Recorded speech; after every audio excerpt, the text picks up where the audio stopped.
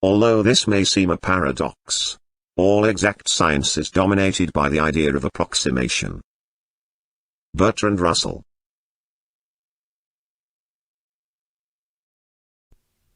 Olá!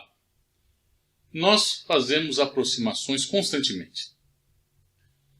Desde aquela situação assim, simples, onde você pergunta para alguém quanto tempo falta para chegar em tal lugar, e a pessoa te responde 10 minutos. Isso é claramente uma aproximação, e já está implícito aqui entre você e essa tua pessoa que essa aproximação é suficiente, porque você está interessado na ordem de grandeza. Você quer saber, está querendo saber se é 10 minutos ou 1 hora. Então, para todos os efeitos práticos aqui que você está interessado, a resposta 10 minutos é perfeita, é suficiente. Não importa se é 9, se é 11. Você faz uma aproximação, 10 minutos, e a aproximação é suficiente. Você faz uma aproximação também de natureza numérica, quando você está pegando o seu problema, se resolver o problema, envolve π, você quer a resposta numérica e você coloca que π é 3,14. Claramente, mais uma aproximação. Mas também a gente faz aproximações que não sejam apenas de natureza numérica. Você faz uma aproximação de natureza, digamos, geométrica, quando você fica rindo da pessoa que diz que a Terra é plana. E você fala, como que ele não sabe que a Terra é uma esfera? Ora, você também nessa hora está fazendo uma aproximação. Um modelo muito mais realista para a forma geométrica da Terra é um elipsoide. Mas, para fins práticos, para muitos fins práticos, a aproximação da forma geométrica da Terra, como uma esfera, é suficiente. Quando você eventualmente for fazer cálculos envolvendo a forma da Terra, se você for usar que ele é um elipsoide, esses cálculos vão ser muito mais complicados do que se você considera a forma geométrica como uma esfera. E você vai ver isso ao longo do curso. Não desse curso, mas ao longo desses 4 anos que você vai passar por aqui. Então, você vai ver que vamos aproximar isso por uma esfera e vamos ser felizes. Então, veja, é uma aproximação. Enfim, mais uma, mas a natureza agora é um pouco diferente da geometria do problema. Você faz aproximações nas leis físicas, sobretudo quando você quer pegar e ver quais são as variáveis relevantes para o seu problema. Porque quando você aplica uma lei física, por exemplo, pega a lei de Newton, você quer descrever movimentos de corpos, você tem um conjunto de variáveis, dependendo do número de corpos que você tem, enorme. E o que você quer fazer? Algumas delas você quer desprezá-las. Então aí você faz uma aproximação, você despreza, pelo menos numa primeira instância, algumas das variáveis, considera, por exemplo, se um problema envolvendo gravitação, atração gravitacional, você despreza a presença de corpos com uma massa muito pequena em relação à massa de outros corpos, trata o problema com esses outros corpos e os com menor massa você trata eles depois com uma perturbação. Você faz isso porque você gosta? Não. É porque assim você consegue lidar com o problema. Porque o problema, se você inclui todas as variáveis desde o início, o problema é praticamente intratável. E aí eu estou falando intratável do ponto de vista aqui matemático, como você lidar com o problema. A complexidade do problema é tão grande que não é possível resolver. Aí apenas numericamente, e mesmo assim, dependendo como for, o problema é muito, muito difícil. Como é o caso, por exemplo, da previsão do tempo. São tantas variáveis envolvidas, que mesmo com supercomputadores, o resultado deles funciona bem até alguns dias, mas uma previsão a longo prazo é algo muito complicado. Enfim, como eu falei, então, nós estamos sempre fazendo aproximações. E também fazemos, ou melhor, iremos fazer, vocês irão fazer ao longo da sua vida, como matemático ou físico ou matemático aplicado, você vai também estar fazendo um outro tipo de aproximação, muito importante, que é a aproximação de funções matemáticas. Bom, quando aqui começamos esse curso, nós falamos, definimos funções elementares, então nós definimos as funções polinomiais, depois definimos funções racionais, e depois passamos a outras, né, tais funções transcendentais, né, que já não eram tão simples. Tá? Funções, então, as funções trigonométricas, exponencial, logaritmo, né, também função hiperbólicas. Né, e, bom, você tem que usar essas funções depois. Tá? Você vai usar esses problemas, essas funções em alguns problemas, e você vai ter que lidar com elas. E elas estão comparadas com a função, com os polinômios, elas têm um comportamento muito mais complicado. Mas a má notícia aqui, né, é que vai piorar, porque tem várias outras funções, tá, que você vai ser apresentado, né, ao longo dos próximos anos, que tem um comportamento, digamos, muito mais selvagem, né, do que as trigonométricas ou o logaritmo exponencial. Né? E fazer aproximações dessas funções será uma coisa importante. Enfim, então esse é um tópico, tá? Aproximação, né, de funções, tá? Extremamente importante. Tá? E a melhor forma, talvez não assim, eu não estou querendo dizer de resultados, né? Mas certamente a melhor do sentido de ser mais simples. Né? A melhor aproximação que eu teria, tá, para uma função, sem dúvida, é aproximá-la por um polinômio. Falei, não dá para ser uma coisa mais simples que um polinômio. É fácil derivar, é fácil integrar, você calcular valor numérico, você sabe, tá? Coloca na calculadora, pronto, sai o resultado. Enfim, seria ótimo se eu pudesse aproximar minhas funções, tá? Por mais selvagem que elas sejam, por polinômios. Claro que terá condições para isso, né? Não deve ser sempre que você deve conseguir, vai ter algumas limitações, a aproximação sua também vai ter uma certa precisão, tá? Que são questões que a gente tem que analisar, né? Mas se isso é possível fazer, seria uma ferramenta, digamos, muito útil para a vida da gente. Esse será então o tema dessa aula, né? O que nós vamos falar aqui então nesse vídeo? Como tentar aproximar então uma função por um polinômio. Esse polinômio a gente vai chamar ele de polinômio de Taylor, né? Então, é isso. Vamos lá, vamos começar então falando o que é um polinômio de Taylor, definindo ele, vendo como calcular esse polinômio e vendo depois, analisando a precisão dessa aproximação. Bom, é isso. Vamos lá então. Vamos considerar um polinômio de grau n, como esse que está aí escrito. Aqui os coeficientes desses polinômios eu estou tomando como A0, A1, A2 e assim por diante, né? De forma então que esse índice aqui, o A0, o A1, o A2, o 0, o 1 e o 2, estão ligados com as potências da variável x. Então o A0 é o x elevado a 0, que é 1, o A1 é x A1, o A2 está ligado com o x A2 na segunda potência e assim por diante. Tá? Aqui temos um polinômio. Bom, polinômios, dentre as várias coisas interessantes que acontecem com eles, uma é a seguinte. Veja, os coeficientes desse polinômio, eles podem ser expressos em termos das derivadas do polinômio p, no ponto 0. É isso que eu estou denotando aqui. Por esse p com esse índice k e entre parênteses, eu estou denotando a késima derivada do polinômio p. E esse 0 aqui, significando então que esta késima derivada do polinômio p está sendo calculada no ponto x igual a 0.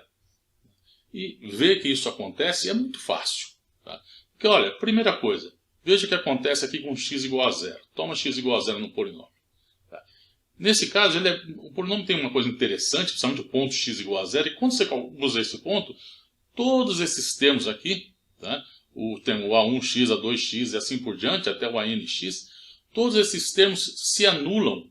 Não importa quantos termos eu tenha, todos eles se anulam quando eu considerar x igual a 0. Em x igual a 0, o único termo que sobrevive é o A0. Todos os outros aqui, eles são 0. Quando eu calculo, né, o valor numérico desse polinômio no ponto x igual a 0. Todos os demais se anulam, sobra só o A0. Bom, a mesma coisa posso fazer com os demais coeficientes A1, A2, A3, calculando as derivadas do polinômio. Então, pois bem, esse aqui foi por causa do A0. Ora, o que acontece se eu derivar esse polinômio aqui em relação a x, né? Então, ó, P' de x. O primeiro termo era o A0, derivado da constante é 0. O próximo termo era o A1x, derivado do x é 1. Então, fica só o A1 aqui. O próximo termo era o x quadrado. Quando eu derivo o x quadrado, fica 2x, é o que está aqui. O próximo termo era o A3x ao cubo. Na hora que eu derivo o x ao cubo, 3x quadrado. E aqui o meu A3. E assim por diante, com todos os demais termos, até aquele último, que era ANx elevado a n. Então, quando você deriva ele, nxn menos 1. Agora, notem, se eu calcular P', essa derivada em x igual a 0, todos esses termos aqui, tá, a partir do A2, envolvendo o A2 ou A3 assim por diante, todos os termos que envolvem alguma potência não nula do x, eles se anulam. Tá? Então, o que acontece? Tomando x igual a 0, o P' do 0 é o A1. Pois bem, faço agora de novo para o meu... Agora, vamos derivar o polinômio para encontrar a derivada segunda, tá, do polinômio. Então, calculando a derivada segunda, o termo que envolvia o A1 desaparece. Esse termo aqui, com o 2A2x, fica simplesmente 2A2. Aqui eu vou ter, quando eu derivar esse x quadrado, vem um 2 aqui, vai aparecer um 2, vai ficar 3 vezes 2, A3x. E assim por diante, até nesse último, que vai, na hora que eu derivá-lo, cai esse n menos 1 aqui, fica nn menos 1, a nxn menos 2. E quando eu tomo aqui agora x igual a 0, todos esses termos aqui se anulam, sobra só 2A2. Então, P duas linhas calculado em 0 é 2A2. O que vai acontecer quando eu derivar isso para calcular a derivada terceira? O A2 vai desaparecer e aqui vai aparecer 3 vezes 2, A3, porque aqui era 1, então vai ficar 1 apenas aqui. O próximo termo aqui era 4 vezes 3. E x quadrado. Na hora que eu derivar, vai cair o x quadrado, ficar 4 vezes 3 vezes 2x. E todos os demais, e quando eu tomar x igual a 0, vão desaparecer. Então, eu vou obter que P3' de 0 vai ser 3 vezes 2, o A3. E eu vou continuar isso, continuando isso. O que vai acontecer é que cada vez eu tenho um termo, tá? Por exemplo, quando eu tiver o termo envolvendo o A5, eu vou precisar derivar isso 5 vezes. Mas aí eu vou ter um 5 vezes 4 vezes 3 vezes 2 vezes 1 na frente dele. 5 fatorial. Enfim, fazendo isso num caso geral, você vai concluir, sem muita dificuldade, né, que o coeficiente AK, isso valendo então para todos os casos, caso igual a 0 até o n, é dado por essa expressão aqui. Tá? A derivada késima, calculada em 0, dividido por k fatorial. Para essa fórmula, como eu falei, para ela valer para todo k, basta você definir que p, aqui com índicezinho 0, né, tá? P elevado a esse 0 aqui, é a própria função. Tá? Então essa fórmula aí vale para qualquer k, desde que você identifique então p elevado a esse índice 0 como sendo a própria função p. Né? E aí o k fatorial, quando 0 fatorial, por convenção, nossa definição, ele vale 1. Né? Então a fórmula valeria para todos esses k's entre 0 e n. Né? Bom, então nesse caso aqui, se eu quisesse, isso a gente fez para x igual a 0. Né? Estamos interessados no polinômio x igual a 0. Claro que eu posso escrever um polinômio análogo, como eu estou colocando aqui, em x igual a a. Tá?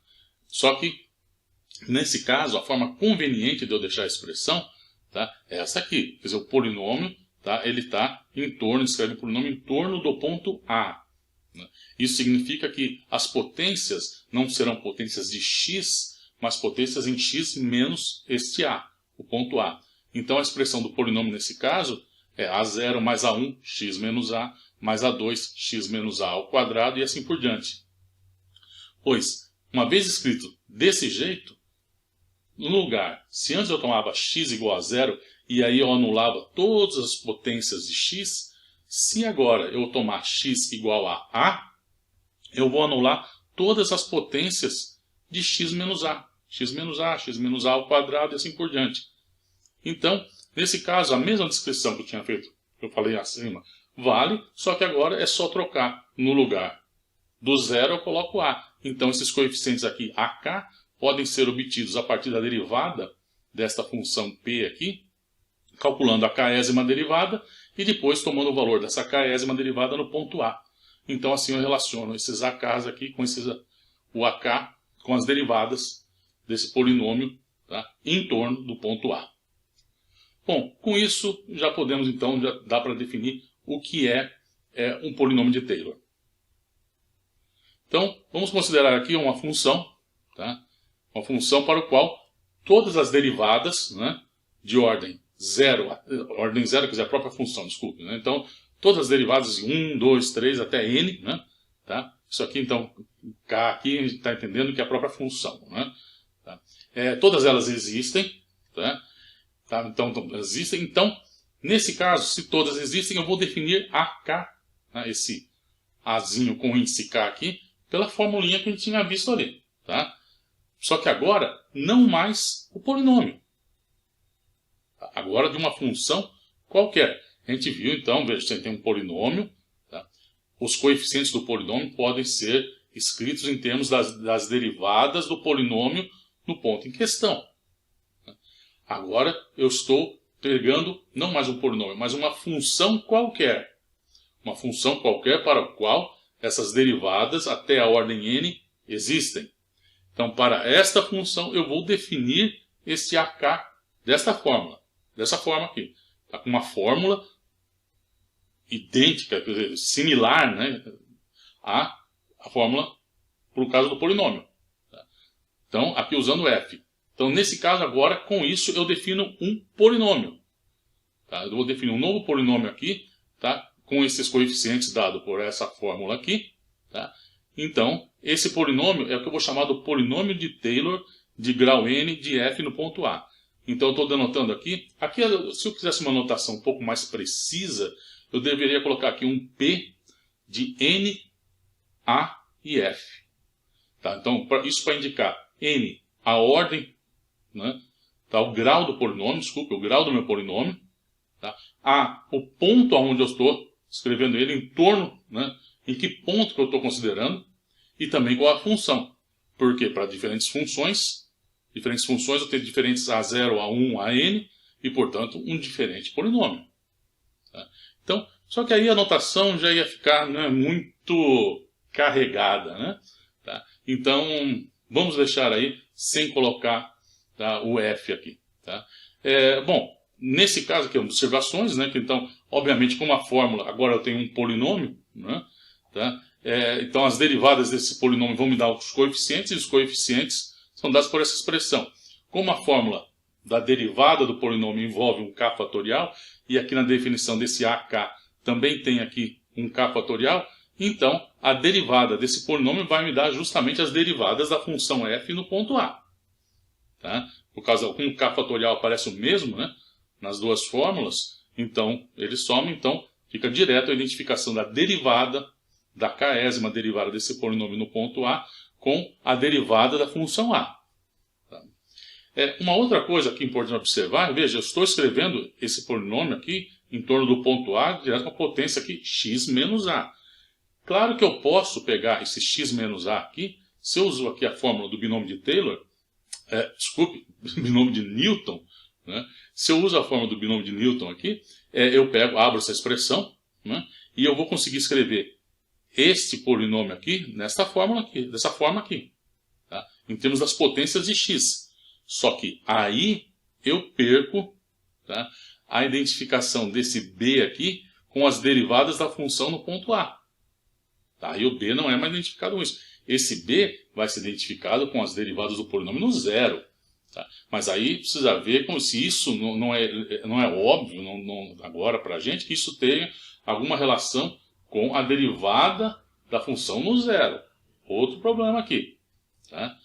Mas enfim, vejam, aqui claramente eu tenho, esse b claramente vai estar relacionado com esses A's. Vão aparecer aqui coeficientes binomiais que vão ser oriundos da expressão do binômio de Newton. Mas, enfim, você tem que tomar esse cuidado. Tá? Então, essa identificação aqui, tá, desse AK com a derivada da função no ponto A é quando eu escrevo o meu polinômio com potências de x menos A, não apenas de x. Tá? E uma outra observação, tá? É que quando A é igual a zero, algumas vezes, dependendo do livro que você estiver usando, você vai encontrar isso aí, o nome disso, um polinômio de Maclaurin. E eventualmente depois um negócio chamado série de Maclaurin. Depois falamos sobre isso. Mas enfim, você vai encontrar o nome de Maclaurin, tá, no lugar de Taylor disso. Nós vamos considerar aqui tudo como Taylor, né, porque o ponto A é um ponto arbitrário, então essa distinção de nomes aqui é uma complicação desnecessária. Tá? Mas enfim, se você for pegar alguns livros aí, um outro livro, você pode eventualmente encontrar o nome Maclaurin para esse tipo de polinômio quando você estiver considerando o ponto A igual a zero. Pois bem, vamos agora ver exemplos do cálculo do polinômio de Taylor de algumas funções. Então, aqui, tá, vamos ver esse probleminha aqui. Então, vamos calcular o polinômio de Taylor dessas seguintes funções. Da função seno, o polinômio de Taylor de grau 2n mais 1 em A igual a zero. Depois o do cosseno, de grau 2n em A igual a zero. Da função exponencial, grau n, A igual a zero. O polinômio de Taylor de logaritmo de x, de grau n em A igual a 1. Claro que aqui não vou tomar zero, porque o logaritmo, veja, lembra, o logaritmo de zero, isso não existe, né? Logaritmo de zero. Tá? E também da função, a raiz de 1 mais x, também em A igual a zero. Tá? Polinômio de Taylor de grau n. Vamos calcular isso e ver o que nós estamos fazendo em termos de aproximação. Vamos lá. O nosso primeiro problema é esse, né? Calcular o polinômio de Taylor de grau 2n mais 1 em torno do ponto x igual a zero da função seno de x.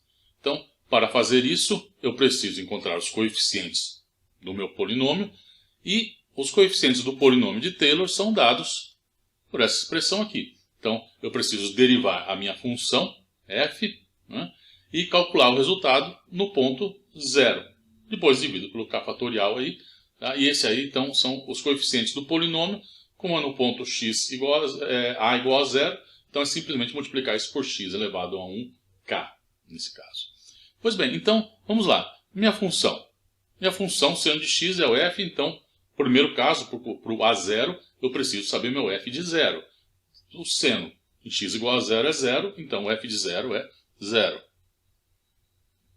F', a derivada do seno, é um cosseno. Calculado em x igual a zero, cosseno de zero é 1. Pois bem, vamos lá. Próximo caso, derivada segunda.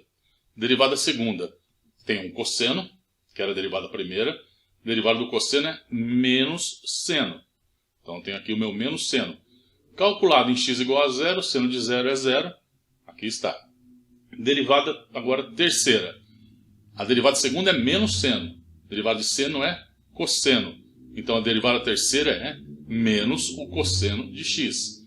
Calculado isso em x igual a zero, o resultado é menos 1. Fazendo esse menos aqui. Agora, derivada quarta.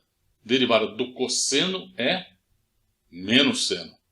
Mas eu tenho um menos já aqui antes. Então, menos com menos fica mais o seno. E calculado em zero, me dá zero. E agora, vejam.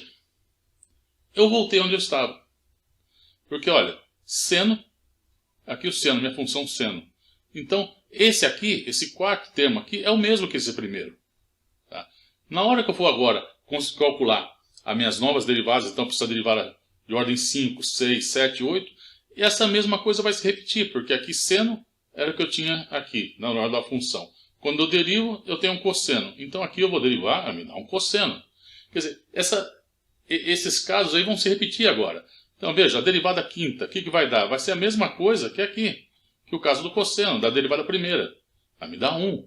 A derivada sexta, o cálculo é o mesmo da derivada segunda. Então, vai me dar 0. Da derivada de ordem 7, vai ser a mesma coisa que a derivada terceira. Vai me dar menos 1. A derivada oitava, vai ser o mesmo que a derivada de ordem quarta. Vai me dar 0. E aí vai repetir. Derivada 9, 10... 11, 12, depois repete tudo de novo. Bom, assim eu consigo ver então um jeito, quer dizer, eu já conheço, né, o valor das derivadas no ponto zero. O que eu preciso fazer agora é achar um jeito de escrevê-las. Né?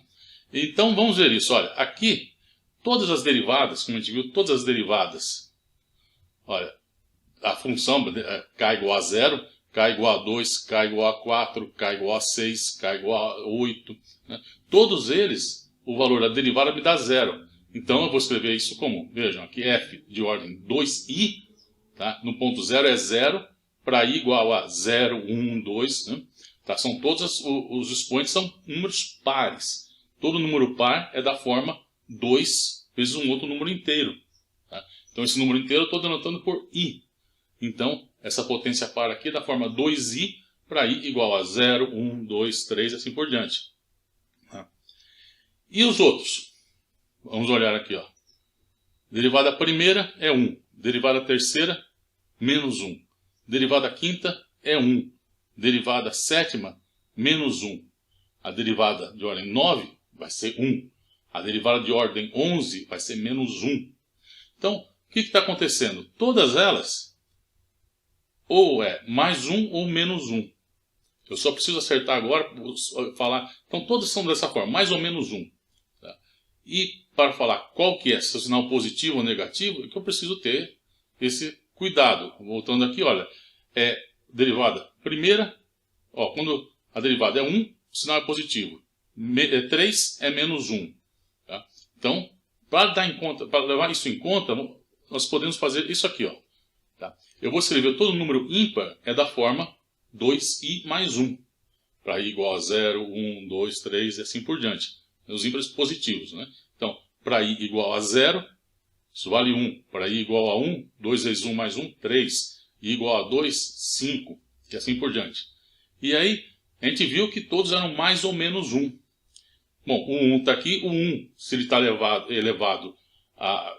Não importa, ele sempre vai dar aqui 1, né? Vai ser sempre 1. Mas o sinal aqui, esse sinal vai ser, esse menos aí elevado a 1i, ele vai ser mais ou menos, vai ser positivo ou negativo, de acordo com o i, se ele for par ou se ele for ímpar. Então, se o i, no caso, por exemplo, de i igual a 0, 2 e assim por diante, são os pares, né? O menos 1 elevado a esse i vai me dar 1. Menos 1 a 0, menos 1 ao quadrado, menos 1 à quarta, é tudo mais 1. Mas quando o i for ímpar, 1, 3 e assim por diante, menos 1 elevado a i vai me dar menos 1. Menos 1 ao cubo, menos 1 à quinta, sempre vai ser menos 1. Então, isso aqui vai ser mais ou menos 1, de acordo com o valor do i, e veja que está certinho do jeito que está colocado aí. Porque quando i é igual a 0, que é a derivada de ordem 1, o sinal era mais 1. Né? Então, é o i igual a 0. A derivada terceira que era negativa. Então, no caso 3 aqui, corresponde a i igual a 1. Menos 1 elevado à primeira potência é menos 1. Tá? Então, aqui eu tenho uma alternância de sinal. Né? E essa alternância de sinal, a gente sempre leva isso em conta com esse fator, esse menos 1 elevado a alguma coisa. O problema é você achar quem é essa coisa, esse número, essa potência que você vai colocar, para dar certo com a ordem que você tinha. A gente viu, o primeiro era positivo, o terceiro era negativo, o quinto era positivo. Então você tem que acertar a potência para acertar essa alternância. Esse é o cuidado que você tem que ter. Nesse caso, nosso aqui, é isso que dá certo. Tá? Então assim eu levo em conta a minha alternância. E agora, bom, agora é pegar essa expressão que eu tenho, tá, que a gente encontrou aqui, para os f's, e colocar na expressão do polinômio de Taylor. O polinômio de Taylor, a fórmula é esta aqui. Tá? Então, a gente está considerando de ordem 2n mais 1. Tá? O problema pedia de ordem 2n mais 1. Então, eu paro aqui no 2n mais 1 e coloco os valores dos f's correspondentes. Então, o resultado, o f de 0 é 0, o f duas linhas é 0, e assim por diante. O f primeiro é x, esse aqui é o x vezes 1, né? Esse outro aqui, ó, mais ou menos 1, só que tem, vejam, 3 fatorial, 2n mais 1 fatorial, aqui embaixo é isso que eu tenho que levar em conta aqui. Tá? Mas mais 1, menos 1, aqui no x à quinta vai ser mais 1 sobre 5 fatorial. Tá?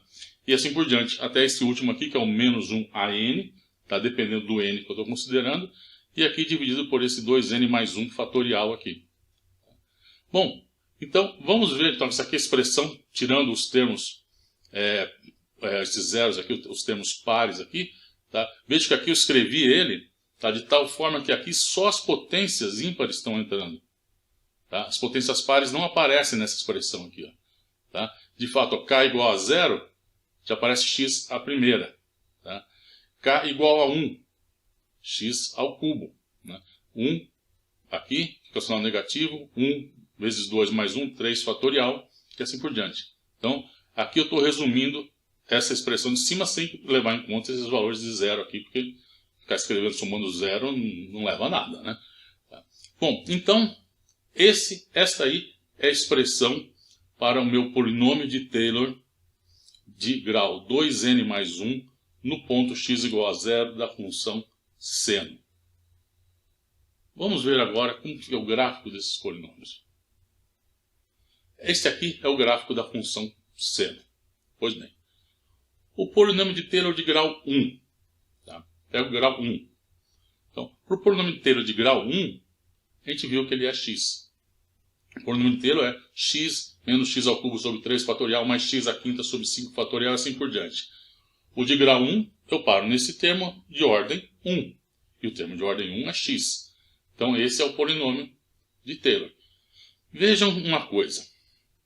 Se você está interessado nos valores do seno, da função seno, apenas nessa região aqui, você aproximar o seno de x por x, apenas por x, vai me dar um bom resultado, porque veja como o gráfico indica aí, né, como sugere, né? Sugere um com o outro, né? Aqui, o seno, na hora que você coloca esse aparecendo em cima aí, tá? Nessa região, o valor da função seno e o valor da função x, a diferença delas não deve ser muito grande, não. Nós vamos ver como estimar, daqui a pouco, como estimar a diferença disso. Tá? Quanto que é aí, quanto um valor é próximo do outro. Nós vamos estimar essa diferença do seno e da função x. E até que ponto nessa região que eu posso aproximar uma para o outro, até que ponto eu tenho uma boa aproximação. Tá? Mas claramente a gente vê que se a gente só está interessado nessa região aqui, se eu trocar na minha expressão, onde eu estou trabalhando com um seno de x, eu pego, apago e coloco x. O erro que você vai estar cometendo não será muito grande se o valor de x estiver aqui, se ele for próximo do zero. De x igual a zero aqui. Tá? Como falei, o quanto é esse erro, nós vamos falar isso mais para frente. Mas, claramente, o gráfico sugere isso. Bom, mas a partir do momento que eu vou aqui me afastando do zero, claramente a gente vê, bom, aqui o x segue sua vida, tá? E o seno não. O seno tem um comportamento diferente, assim como o outro lado. Tá? Então, essa aproximação claramente tem sua limitação. Tá? A partir do momento que eu me afasto, então, do valor x igual a zero, o valor do seno se afasta do valor do polinômio de Taylor de grau 1. Bom, polinômio de Taylor de grau 2 não tem o termo x quadrado, então é o mesmo do grau 1, não faz diferença nenhuma. Polinômio de Taylor de grau 3, o próximo, é o que vai envolver o x ao cubo sobre 3. Então, polinômio de Taylor de grau 3 é x menos x ao cubo. Vejam, na região em torno de x igual a zero, eu ainda tenho também uma aproximação boa, mas vejam, a partir do momento que eu me afastava do x, né, de x igual a zero, então o comportamento do seno de x se afastava do x, o termo a mais que eu coloquei aqui, no próximo polinômio de Taylor, vejam, ele vai acompanhando o seno de x. Até depois chega um ponto aqui, tá, que o seno, como falei, segue sua vida, e o x ao cubo, o polinômio de Taylor de grau 3, segue a sua. Tá?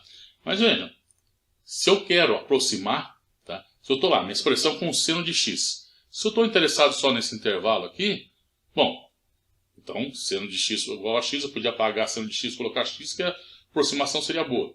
Se eu estou interessado agora em valores de x já no intervalo maior, por exemplo, nesses intervalos aqui, bom, se eu quero apagar o seno de x ali e colocar x, se eu quero uma aproximação boa, agora eu tenho onde estava x, eu coloco agora menos x ao cubo sobre 3. X menos x ao cubo sobre 3. Incluo esse termo.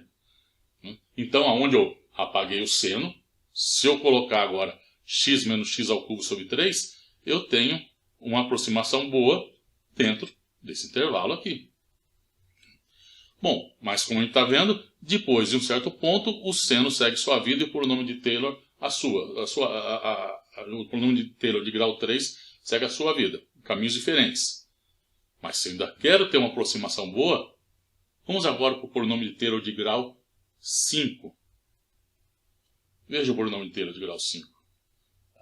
Ele continua aqui seguindo o comportamento do seno de x. Quer dizer, o meu intervalo aqui, x, onde eu tenho agora uma boa aproximação do seno por um polinômio, ele aumenta. Agora é esse aqui. Até esse ponto aqui, a gente vê que a gente pode, onde estava o seno de x, apagar ele, trocar ele por x menos x ao cubo sobre 3 fatorial mais x à quinta sobre 5 fatorial. Então, bom, não preciso ficar aqui agora colocar o próximo polinômio de Taylor. Já está claro, acredito, tá? Que a partir do momento, quanto mais termos eu vou colocando no meu polinômio de Taylor, melhor o comportamento do meu polinômio, né? Melhor ele está reproduzindo o comportamento da função seno de x. Então, o que eu preciso fazer agora, depois ver, é até que ponto essa aproximação, quer dizer, até que ponto eu tenho aqui uma boa aproximação e quanto é essa boa aproximação. Mas claramente a gente está vendo que polinômios conseguem aproximar, o polinômio de Taylor consegue aproximar bem a função seno, dependendo do intervalo e de quanto bem eu estou querendo aproximar minha função. Digamos que nós temos aqui uma ferramenta promissora, tá? Para aproximar uma função, pelo menos a função seno. Vamos para o próximo exemplo. O nosso próximo exemplo, a função cosseno. Agora eu estou pedindo o polinômio de Taylor de grau 2n, também no ponto a igual a 0. Tá? E, bom, o problema é exatamente análogo ao outro. Vou até falar agora um pouco mais rápido, tá? Nele. A similaridade é quase total, né? Tá? É você de uma com o outro. Então, novamente, eu vou calcular aqui as minhas derivadas, né? Tá? Eu obtenho esses valores. E a partir da derivada de ordem 4, ela também vai repetindo, né? O cálculo dessas derivadas. Então, a derivada quinta vai ser a mesma que a derivada primeira, a derivada sexta, a mesma coisa que a derivada segunda, né? Vai ser a mesma coisa. Então, não muda nada aqui. E o que eu preciso ver agora é que quem é zero são os termos, ó, derivada primeira, derivada terceira, derivada quinta, derivada sétima. São essas que são zero. E também eu tenho aqui a alternada, né? O 1 menos 1, 1 menos 1 e assim por diante. Só quem é 1 aqui, derivada de ordem 0, derivada segunda é menos 1, derivada de ordem 4 é 1. Então eu preciso levar em conta isso, essa alternância, como que eu vou escrever o menos 1 elevado a alguma coisa, né? Como que eu tenho que escolher essa coisa para dar certo essa alternância, tá? Então, como eu falei, os termos de ordem par são 0, então todos os f's da forma 2i, tá? Desculpa, os ímpares que são 0. Os termos pares, né? A gente viu que é 1 menos 1, 1 menos 1, então é menos 1 aí, então quando i é igual a 0, né? Isso aqui ele é 1. Derivada segunda, a gente viu que dava menos 1, derivada segunda, olha, é i igual a 1, né? Então i igual a 1, menos 1 a 1 é menos 1, derivada quarta é i igual a 2, i igual a 2 aqui, então menos 1 ao quadrado é mais 1, então tá tudo certinho, tá? E os termos ímpares, f da forma 2i mais 1, tá? Todos eles são iguais a 0 para i igual a 0, 1, 2 e assim por diante. Tá? Então agora a gente coloca isso na fórmula para o nosso polinômio de Taylor, de grau 2n. Tá? Claramente a gente vê aqui, como os termos ímpares são 0, se eu pedisse da forma 2n mais 1, o resultado era o mesmo que o 2n, porque o termo 2n mais 1 não aparece, né? Ele é 0. Né? Tá? Bom, então colocando esses resultados aqui, eu tenho essa expressão aqui, que podemos escrever na forma aqui de uma somatória. Opa, aqui k igual a 0 até n aqui, gente. Desculpe, aqui é n. Nzinho aqui, tá? Então, desculpem a nossa falha aqui, tá? Então, coloco um nzinho aqui. Então, essa é a expressão para o meu polinômio de Taylor. K igual a 0 até n menos 1ak, 2k fatorial, x elevado a 2k. Vamos fazer os gráficos iguais ao que a gente fez, de forma análoga ao exemplo anterior.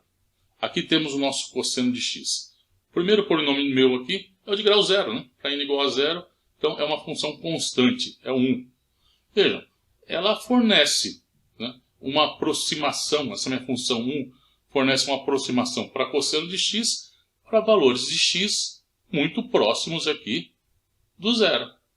Para zero ele vale exatamente 1, mas para outros valores muito próximos, né, tá, de zero, se você pegar e aproximar por 1, bom, você vai ter um erro, a gente vai ver qual é esse erro, mas, né, porém, já com o próximo, colocando o polinômio de Taylor de grau 2, nós vamos ter já uma aproximação muito melhor. Então, como no caso anterior, o intervalo, tá, aqui em torno do zero, no qual eu tenho uma boa aproximação trocando o cosseno por um polinômio, aumenta. E de fato, vejam, esse aqui é a função 1 menos x² sobre 2. Veja que nesse intervalo aqui, tá, em torno do zero, tá, a minha curva aqui, a verde, né, o polinômio de Taylor de grau 2 e o cosseno de x, eles têm um comportamento muito parecido, né? Tá? Bom, a partir daqui, cada um segue uma vida diferente, um caminho diferente, né? Mas dentro desse intervalozinho aqui em torno do zero, tem uma boa aproximação. E se eu quero melhorar a minha aproximação, o que eu faço? Pego o próximo polinômio. O próximo polinômio vai ser o polinômio de grau 4. O polinômio de grau 4 está aqui, vejam. A aproximação melhorou muito, né? Tá? Mais ou menos até nesse intervalo aqui, eu tenho uma boa aproximação, né, se eu trocar o cosseno de x por 1 menos x² sobre 2 mais x² sobre 4, eu tenho uma aproximação muito boa para a minha função. Né? Enfim, então aqui o comportamento está muito parecido com o caso do seno. De fato, não era para se esperar coisa diferente. Vamos para o próximo exemplo. É esse. A exponencial de x. E aqui eu quero um polinômio de grau n qualquer. Bom, a exponencial, a gente viu, a função exponencial tem uma propriedade notável, que é a derivada dela é ela mesma. Tá? Então, o cálculo do polinômio de Taylor é muito trivial, eu preciso calcular isso, mas a função e todas as suas derivadas, como toda derivada é a própria exponencial, como exponencial de zero é 1, então sempre esse fk aqui, para todo k, vai ser 1. Tá? A diferença, então, no coeficiente do polinômio vai ser 1 sobre k fatorial. Tá? Então, esse aqui é o meu polinômio de Taylor, de grau n. Esse caso é muito simples. Né? Vamos ao... Bom, essa aqui é a forma de escrever ele. Agora aqui está certo, k igual a 0 até n. Aqui o n está certinho aqui. Tá? Essa é a forma, então, do meu polinômio de Taylor. Tá? É muito importante isso. Tá? Vocês vão cansar de ver isso ao longo dos próximos anos. Tá? Essa expressão aqui. xak sobre k fatorial. Tá? Pois bem, vamos agora fazer um gráfico disso. Aqui eu tenho a minha função exponencial de x, o gráfico dela. Se eu vou pegar a minha primeira aproximação, por número de grau 0, é a minha função 1. Aí também já, realmente aí é muito pouco, né, essa aproximação. Vamos para o polinômio de grau 1. Grau 1, 1 mais x. Bom, vejam que em torno de x igual a 0, aqui eu tenho uma aproximação também razoável, né? Tá? Muito próximo de x igual a 0, eu posso escrever exponencial de exponencial de x como 1 mais x, se eu estiver interessado apenas em valores de x muito próximos de 0. Tá? Então, x próximo de 0, eu posso tomar a exponencial de x como sendo 1 mais x. Se eu já, à medida que eu vou então, me afastando de x igual a 0, e se eu quero trocar a minha exponencial por um polinômio, tá? Eu tenho que pegar um polinômio de grau maior. O polinômio de grau 2, 1 mais x quadrado, vejam, esse aqui. Veja que a aproximação já está melhorando. E o polinômio de grau 3? Está aqui. Veja como já está bem melhor a minha aproximação. Tá? Vejam, e uma coisa em comum tem, tanto dessa exponencial do seno e do cosseno, dessas funções. Com poucos termos, eu tenho uma aproximação boa em torno do x igual a 0. Mas, a partir do momento que eu vou me afastando, se eu considero termos maiores, eu vou conseguindo reproduzir o comportamento da minha função. Aparentemente, eu não tenho aqui uma limitação quanto à distância que eu estou do ponto x igual a 0.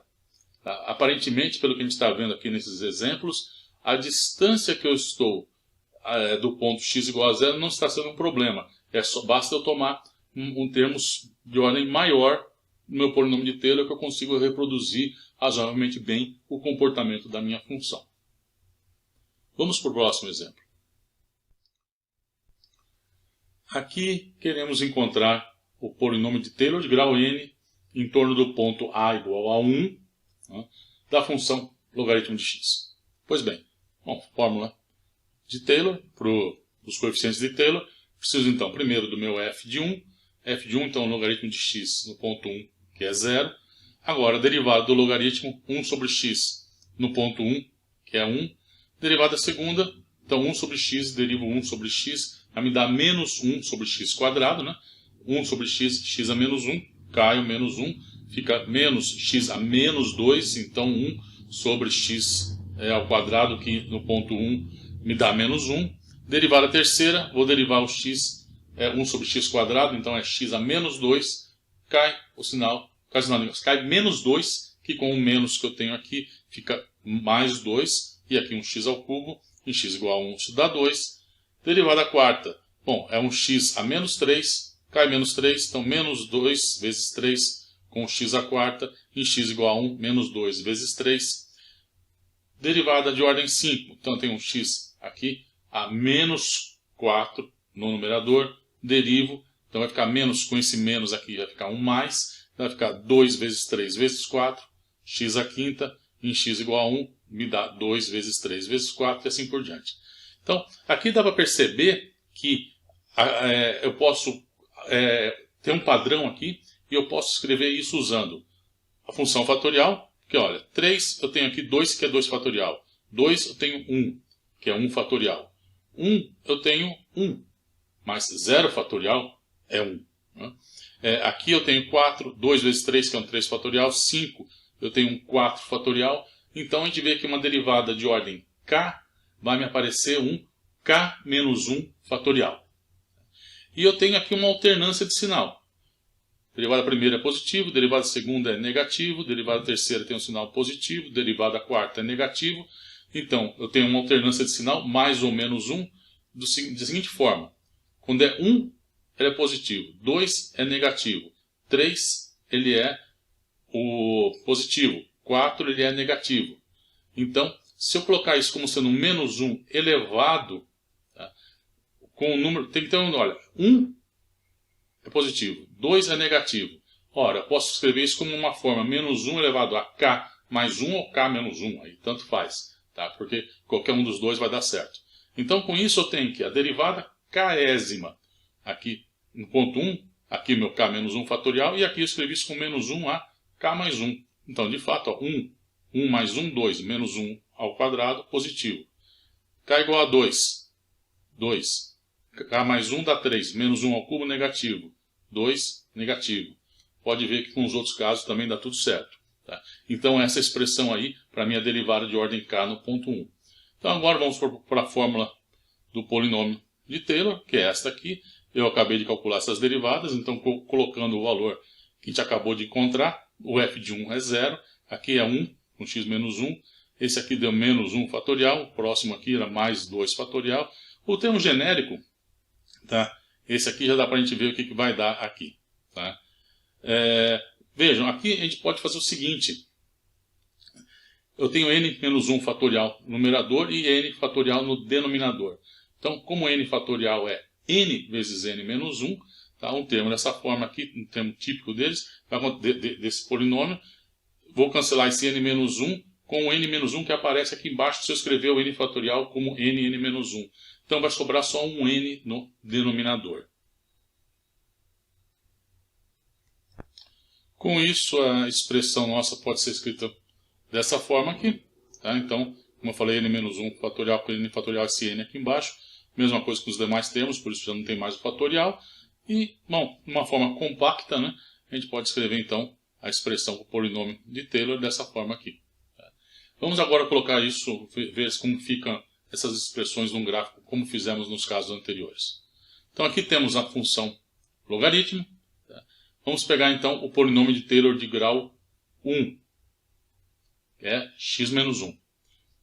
Então, veja, como nos casos anteriores, você tem em torno agora não é mais o ponto x igual a 0, né? Então o polinômio de Taylor em torno do ponto a igual a 1, não é mais o a igual a 0.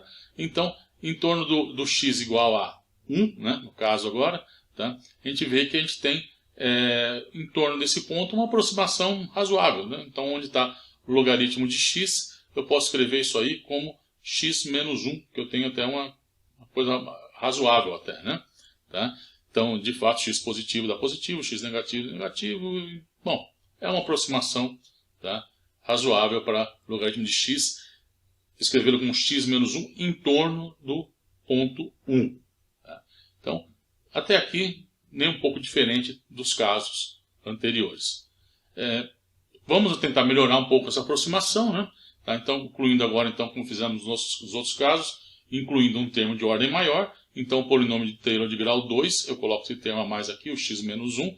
E vejam, o gráfico melhorou, né? Você vê que essa aproximação, tá? Enquanto aqui eles descolavam, né?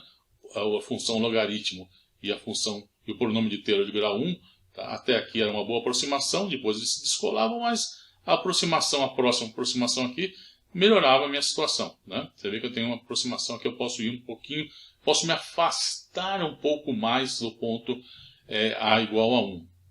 Vamos ver o de grau 3, tá? Então, incluindo agora o próximo termo, vejam, melhora a aproximação. Melhora, mas não tanto, digamos assim, o efeito de colocar uns termos a mais na minha aproximação, nos casos que a gente viu do seno, cosseno, exponencial, era bem maior do que está sendo aqui, né? Pelo menos assim a olho nu, né? Aparentemente, né? O que o gráfico sugere, né? Então, melhora, mas não melhora muito, né? Vamos pegar aqui mais um termo, vejam, o de ordem 4, vejam, parece, tá? Sugere aqui que, tudo bem, eu vou melhorando minha aproximação, mas chega num ponto que parece que o negócio não vai, tá? Parece uma certa distância aqui, tem uma distância a partir da qual não adianta eu colocar termos a mais, tá?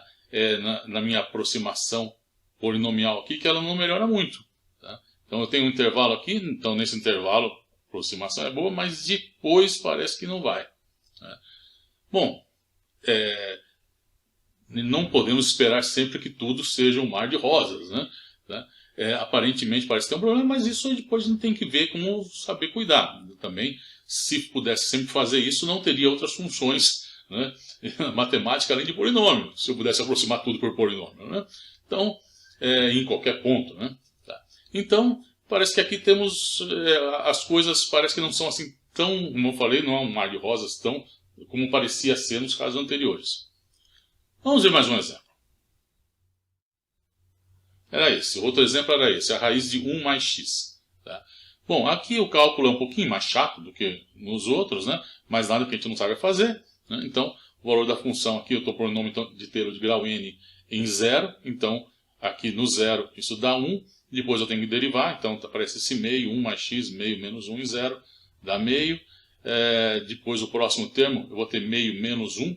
Tá aqui. Eu não vou descrever menos meio, nada, porque a gente vai poder ver aqui o que acontece com esses termos. Vai ser mais fácil de achar uma forma geral para os meus termos, deixando as coisas escritas dessa forma aqui, né? Bom, mas enfim, aqui vai ser meio menos 2 a 0. Para x igual a 0, isso dá 1, sobra só isso aqui. A derivada de ordem 3, então esse meio menos 2 aparece aqui, e aqui meio menos 3 em 0. Então essa é a minha expressão. Então, acho que daqui já dá para ver o que vai acontecer, né? Cada vez, veja, aqui eu tinha um meio, depois meio, o outro termo apareceu multiplicado por meio menos 1. No outro eu coloquei agora meio menos 2. No próximo vai aparecer, além desses aqui, além desses termos, vai aparecer um meio menos 3, tá? E assim por diante. Então, de uma forma geral, tá? Eu posso escrever agora, como eu falei, fica meio claro. Então, ó, meio menos 1, a derivada de ordem k, depois meio menos 2, meio menos 3, e assim por diante. Eu vou multiplicando isso até meio menos k menos 1. Tá?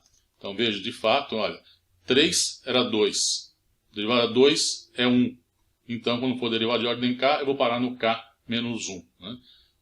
Então, com isso eu posso escrever então a expressão para o meu polinômio de Taylor dessa forma aqui. Não é uma forma lá muito bonita, mas não é o caso agora. Tá? Isso não é o problema nosso aqui. Tá? Tem um jeito de escrever essa expressão aqui, tem um símbolo para isso, que reduz bem, né? Deixa isso tudo numa forma muito mais compacta, mas não vem ao caso isso agora. Isso a gente vai ver, vocês vão ver mais para frente. Né? Então não vem ao caso agora, a gente só quer achar a expressão, tá? Para ele. Então, colocando os respectivos valores numéricos aqui, calculando esses produtos, nós vamos ter essa forma aí. Tá? É só isso que nos interessa de momento. Tá? Então, esses valores aqui, meio, um oitavo, um sexto, saem, tá? Calculando esses produtos aqui para os respectivos valores de K e levando em conta esse K fatorial aqui. Tá? Então, você vai encontrar isso aí. Vamos colocar isso aí num gráfico. Então, aqui nós temos o raiz de 1 mais x. O negócio aqui ele pode começar com uma raiz aqui, quem está aqui dentro tem que ser positivo. Isso aqui está definido para valores de x maiores ou iguais a menos 1, que é o que está aqui. Tá? Bom, então agora vamos ver as aproximações de Taylor. Tá, a primeira, ordem 0, só função 1, bom, não interessa muito. Mas a próxima é 1 mais x sobre 2. Tá? Vejam que em torno, como esperado, em torno de x igual a 0, eu tenho uma aproximação aqui, tá, razoável para a raiz de 1 mais x. Então, se eu quero valores de x pequenos, eu posso pegar e tomar a raiz de 1 mais x, escrever isso como igual a 1 mais x sobre 2. O quanto é boa ou não, é uma história que a gente vai ver mais daqui a pouco. Mas, enfim, é o mesmo caso que a gente viu. Tá? Vamos colocar agora um termo a mais aqui. 1 mais x menos x2 sobre 8. Tá? Aproximação de ordem 3. Vejam, ela melhorou um pouco em relação à de ordem 1, mas não tanto. Digamos que ele está sugerindo, está parecendo algo mais próximo do comportamento que a gente teve com a função logaritmo do que nós tivemos com a função seno, ou cosseno, ou exponencial. Vamos ver mais um termo. Veja aqui, de ordem 3. Veja, ela vai até um ponto, ela vai bem. Você vê que o ganho, tá? Vamos fazer isso aqui de novo. Olha, de ordem 1. Agora, quanto que eu ganho colocando um termo a mais? Até aqui, ela está grudadinha aqui com a curva em azul, por poucos termos, não muito a mais. Você não anda muito aqui não para já começar a se descolar. Quando a gente coloca mais um, eu ando mais um pouquinho, mas depois ela vai embora, cada um seguindo o seu comportamento. Então, veja, novamente parece que tem uma distância aqui a partir da qual o negócio não vai. Né? Então, esta função, raiz de 1 mais x, o comportamento dela, da aproximação polinomial dela, está mais próximo do logaritmo, do que aconteceu com o logaritmo, do que com o seno e com o cosseno. Então claramente nós estamos vendo aqui que nós temos uma certa, né, essa questão de uma certa limitação aqui. Tá? Ela funciona, mas ela depende do quê? Há um certo intervalo em torno do ponto. Né? Então aí nos traz a questão. Né? Em que sentido que a gente pode dizer que uma função aqui pode ser aproximada pelo seu polinômio? Bom, tem duas coisas aqui. Um é o grau de aproximação que você quer. Tá? Então, essa é uma outra coisa. Quão bem você quer aproximar. Mas tem que supor ainda ver que, aparentemente, não é uma questão que eu posso aproximá-la, a função, tá? Em todo ponto x. A gente deve, como está colocado aí, Elisa falando. Tá? A gente deve olhar o que acontece no intervalo em torno de um ponto. Ponto A. Para um R, para algum R.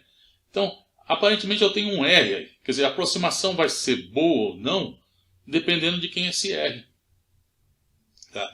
Quer dizer, esse CR diz o quê? Veja, isso é um intervalo em torno do ponto A. Tá? Então, eu tenho um intervalo do ponto A, onde aí dentro eu vou ver quanto minha aproximação é boa ou não. Tá? E como que eu, sabendo quem é esse ponto aí, esse R, tá? Bom, aí é uma coisa, tá? Aproximar, quer dizer, a partir quando você vai desviando, né, o comportamento, né? Isso é uma coisa que a gente já teria até condições de poder analisar isso, tá?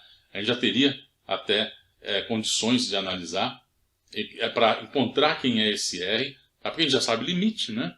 Tá? Mas esse é um assunto típico do cálculo 3. Tá? Quer dizer, ver o intervalo até que ponto, quando eu for colocando termos a mais, tá, na minha aproximação, quanto que eu vou melhorando ela. Tá? Isso vai estar ligado com o conceito que vocês vão ver no cálculo 3, ligado com convergência ou não, tá? De uma coisa que é uma série, a gente vai falar, tá? Vocês vão ver. Tá? Então vai depender disso e encontrar esse R, tá? Tem jeito de encontrar esse R, tá? Como eu falei, a gente até teria eventualmente condições de fazer isso, mas é um problema que envolve envolve não apenas o polinômio inteiro, é um problema mais geral, né? Então isso vai ficar para o cálculo 3. Então aqui nós vamos, essa parte importantíssima do problema, que é ver aonde eu posso pegar a minha função e ir colocando termos a mais e melhorando a minha aproximação, tá? Isso é algo que nós vamos ter que deixar contra esse R aqui. O que nós vamos fazer aqui é, dentro de um intervalo, e uma vez tomando minha função e aproximando ela por um polinômio, como que a gente encontra qual é o erro? A gente pode estimar o erro, tá, entre o valor numérico que eu obtenho fazendo minha aproximação polinomial e o valor numérico que eu obteria se eu tomasse o valor real da função. Tá? Então isso é uma coisa que a gente já dá para fazer, a gente tem um instrumento para fazer isso. Tá? Porque além de derivar, a gente pode usar resultados que a gente conhece já com integração. Tá? Então a gente consegue com isso já estimar esse erro.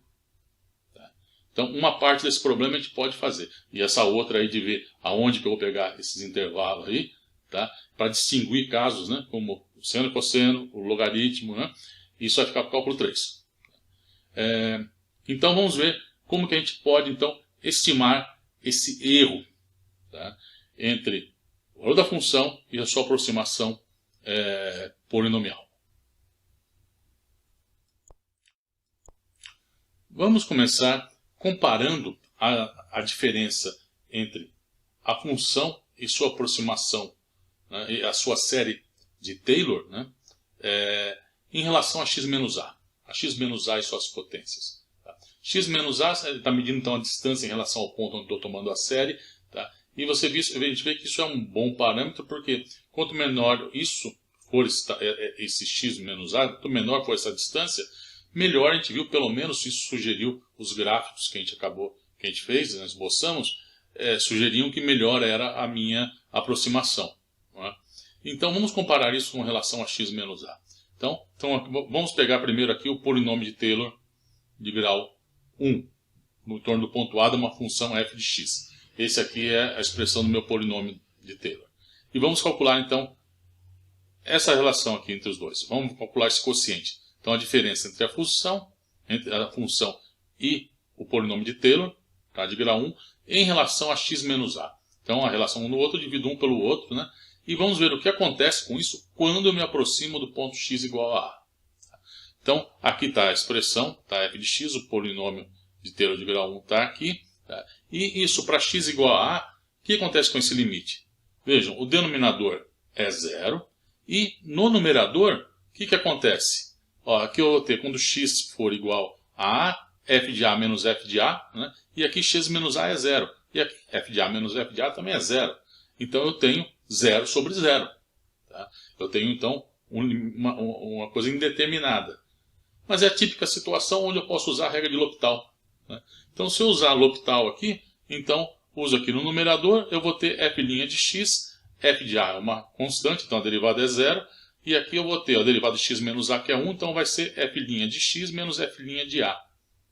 E aqui no denominador a derivada do x menos a é 1, então eu posso trocar então esse limite por esse, e esse limite aqui para x indo para a, bom, aqui eu tenho 1 no denominador, então não tenho mais problema nenhum aqui de indeterminação, e aqui em cima eu tenho f, olha, f' de a menos f' de a, que é 0. Tá?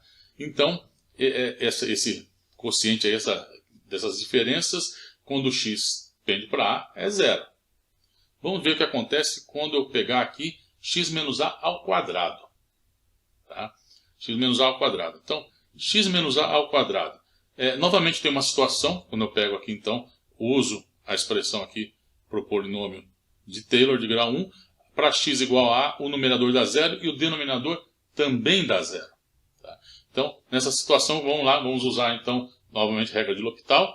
Então aqui em cima, no numerador fica f' de x menos f' de a, e aqui 2x menos a. E a indeterminação continua, porque no numerador vai ficar f' de a menos f' de a, que é 0, e o denominador também é 0. Mas, vamos lá, usamos L'Hopital de novo. Então, usando o L'Hopital novamente, eu vou ter aqui em cima f duas linhas de x, a f' de a, f' é uma constante, tá? Então a derivada é zero, e 2x menos a derivada disso aqui dá simplesmente 2. Então agora, para x igual a a, eu tenho aqui um valor, tá? f duas linhas de a. Esse limite vale f duas linhas de a, não é zero. Tá? Então, veja, um polinômio de Taylor de grau 1 e uma função, quando eu divido ele por x menos a e calculo o limite, isso dá zero. Mas quando divido por x menos a ao quadrado, que é esse próximo aqui, não dá. Tá? Dá um certo valor aqui. Tá? Vamos ver o que acontece com o polinômio de Taylor de grau 2. Então, o polinômio de Taylor de grau 2 dá isso aqui, é esse aqui.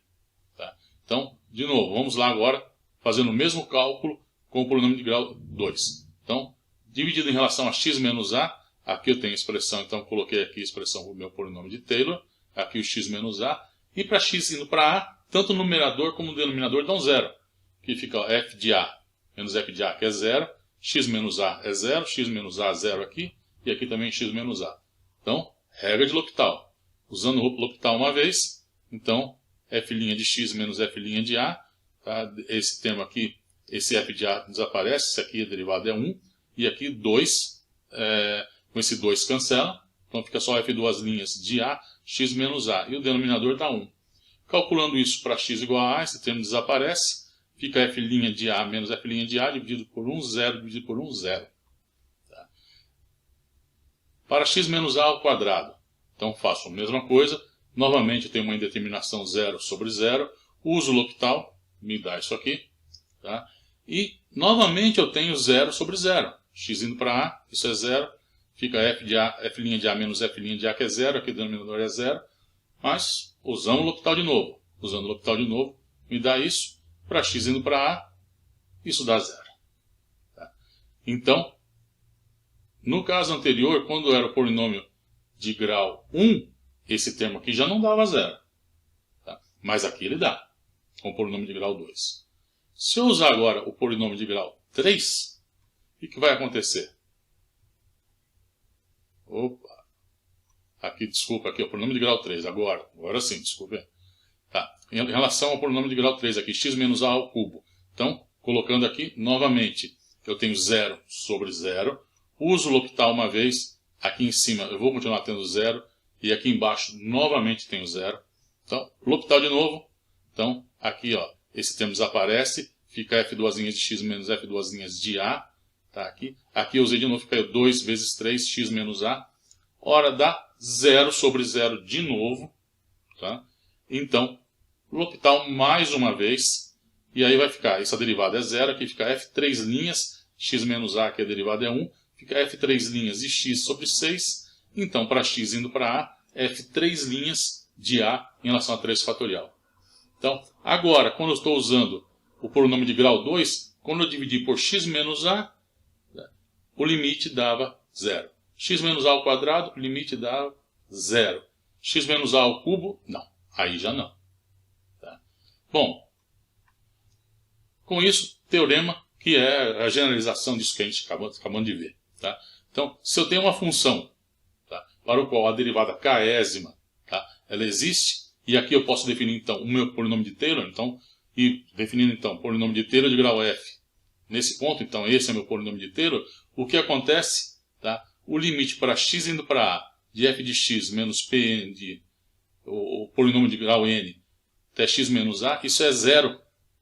Tá? Até aqui n. Isso vale aqui então para todo polinômio de Taylor até o grau n. Aqui também, se eu colocar aqui k de ordem menor, também vai dar 0. Até n aí.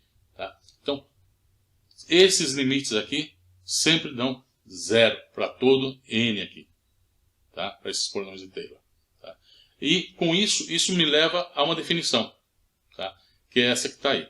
Tá? A gente diz que duas funções, tá, elas são iguais até a ordem n, tá, em x igual a se esse limite aqui, tá, for 0. Tá? Então, nesse caso aqui, se isso acontece, nós denotamos isso f de x menos g de x para usar a notação, um ozinho pequeno de x menos a n. elevado a n. Tá? Isso significando então o quê? Que essas funções são iguais, tá? Até a ordem n em x igual a. Significando aquela ideia que a gente viu, que a gente sugeriu para a gente pelos gráficos que a gente analisou das séries de Taylor, que em torno do ponto x igual a, o comportamento das funções é muito parecido, né? Você pode aproximar uma pela outra. Então isso nos leva a esse conceito. Então a gente diz que elas são iguais até a ordem n no ponto x menos a, se isso aqui for verdade. Uma pequena observação aqui sobre o uso dessa notação aqui, Ozinho, este O, letra O pequena, tá? Tem uma notação que vocês vão ver outras vezes, mas vão voltar a ela, né? Ao longo dos próximos anos, que é essa notação com o O grande e o O pequeno. Né? Então a gente acabou de ver essa notação que a gente acabou de falar, né? A gente escreve que f é um O pequeno de h de x, para x indo para a, se f de x sobre h de x para x indo para a é zero. Tá? Então, para o nosso caso que a gente acabou de ver, aqui essa função era f de x menos o g de x. E o h era o x menos a elevado a n. Tá? Então, esse é o caso aqui. Mas também a gente usa, tá, a notação aqui f de x igual a um O grande. Tá? Aqui eu escrevi O pequeno e O grande, um jeito aí, letra, como se fosse uma letra de forma aí, né, caligráfica, né? Mas aqui o maior, né, às vezes não se usa isso, usa um O em romano e O pequeno e grande em romano mesmo, né? Mas quando você vê com o O grande, tá, isso está significando o seguinte, né? Tá, o O grande de h de x significa que a função em seu módulo é menor ou igual, tá, tem uma constante k, tal que essa função, tá, ela é menor ou igual que o módulo dessa função h. Tá? E essa notação aqui serve não só, como eu estou falando aqui, para x indo para a, mas também quando x vai para infinito. Tá? Um exemplo disso aqui, para você ficar claro aqui, tá? A gente pode escrever que x quadrado, por exemplo, tá? Ele é um O grande de x quadrado, tá? Mas x quadrado não é O pequeno de x quadrado. Tá? Porque x quadrado, por alguma outra função de x quadrado, para x indo para zero, ou para qualquer valor, não precisa ser zero, qualquer outro valor, tá? Ali não é zero. Tá? Mas, por sua vez, x quadrado é O pequeno de x ao cubo. Então, veja, x quadrado é um O grande de x quadrado, porque tem uma constante, né, tá, tal que o módulo dela é menor ou igual que o módulo de uma função, né, no caso de x quadrado. Tá? E só que não é O pequeno de x quadrado, ele é O pequeno de x ao cubo. Tá? Bom, enfim, essa notação aqui é mais agora com uma coisa informativa, né? Vocês vão ver isso em outras oportunidades, né? Vocês vão voltar a isso e essa notação vai ser usada em outras situações. Bom, pois bem, então, agora o nosso resultado. Tá? Se você tem P e Q são dois polinômios, tá, em x menos a, de grau menor ou igual a n. Tá? E suponha que eles são iguais, tá, até a ordem n em x igual a a. Tá? Então, os dois polinômios são iguais. Bom, de onde sai isso? Tome a diferença dos dois. P menos Q. Analise o que acontece com a diferença dos dois. Tá? Então, a diferença desses dois polinômios vai ser, se são dois polinômios de grau n, né? Então a diferença entre eles é um outro polinômio de grau n. Tá? Então, veja, se eles são iguais, tá, de ordem nx menos a, o que acontece? Isso aqui, esse limite é zero, para cá igual a 0, 1, 2, 3, até n. Tá? Pois bem, use isso para k igual a 0. Então o que acontece? K igual a 0. R de x dividido por... Bom, k igual a 0, isso é 1. R de x é isso, dividido por 1. Então isso dividido por 1. Para x indo para a, o que acontece? Para x indo para a, todos esses caras aqui estão 0, sobra só o B0. Tá?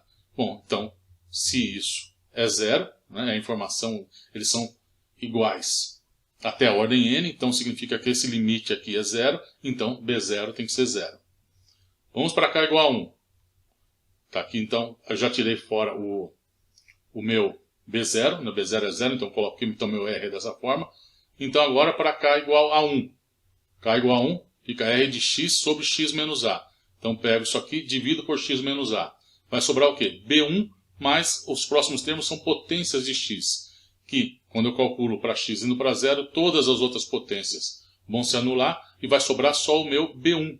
E como a informação é que isso é igual a zero, então B1 tem que ser igual a zero. Coloco o B1 agora na expressão para o meu R. Então sobra só isso aqui agora. Tá? Porque B0 e B1 a gente já viu que era zero. Pego isso aqui e agora uso para K igual a 2. K igual a 2, esse limite tem que ser zero. Quando eu divido tudo isso aqui por x menos a ao quadrado, todos os termos envolvendo B3, B4 e assim por diante vão dar zero, sobra só o B2. E isso então, daí a gente conclui que B2 tem que ser igual a zero. Bom, com isso, seguindo esse raciocínio, B0, B1 até Bn é igual a zero, portanto, R é igual a zero. R é a diferença das duas funções, portanto, a gente conclui que as duas funções têm que ser iguais. Então, quer dizer, as duas funções, não, desculpe, os dois polinômios, né? São funções, mas funções polinomiais. Né? Então, a gente conclui que P tem que ser igual a Q. Pois bem, uma consequência, então, desse teorema é essa que está aí. Se a gente tem, então, uma função f que é diferenciável até a ordem n em x igual a a, e suponha que você tem que P é um polinômio, tá, em x menos a de grau menor ou igual a n, tá, e que é igual a f, a essa função f, até a ordem n em x igual a a. Então você tem um polinômio que é igual à função f até a ordem n em x igual a a. E essa função f ela é diferenciável até a ordem n também, nesse ponto a. Então, consequência, esse polinômio p aí, ele é, então, o polinômio de Taylor da função f. Bom, do fato do teorema desse corolário, eu estou falando que a função é diferenciável, então significa que existe, tá, o polinômio de Taylor. Então, se esse p é igual até a ordem n à função f, então p é o polinômio de Taylor. E de onde a gente conclui isso? Consequência, tá, do fato, do teorema que a gente viu antes, né? Que o polinômio de Taylor, tá, e uma função eles são iguais até a ordem n, e depois a gente viu que se você tem dois polinômios, tá, iguais até a ordem n, os polinômios são iguais. Tá?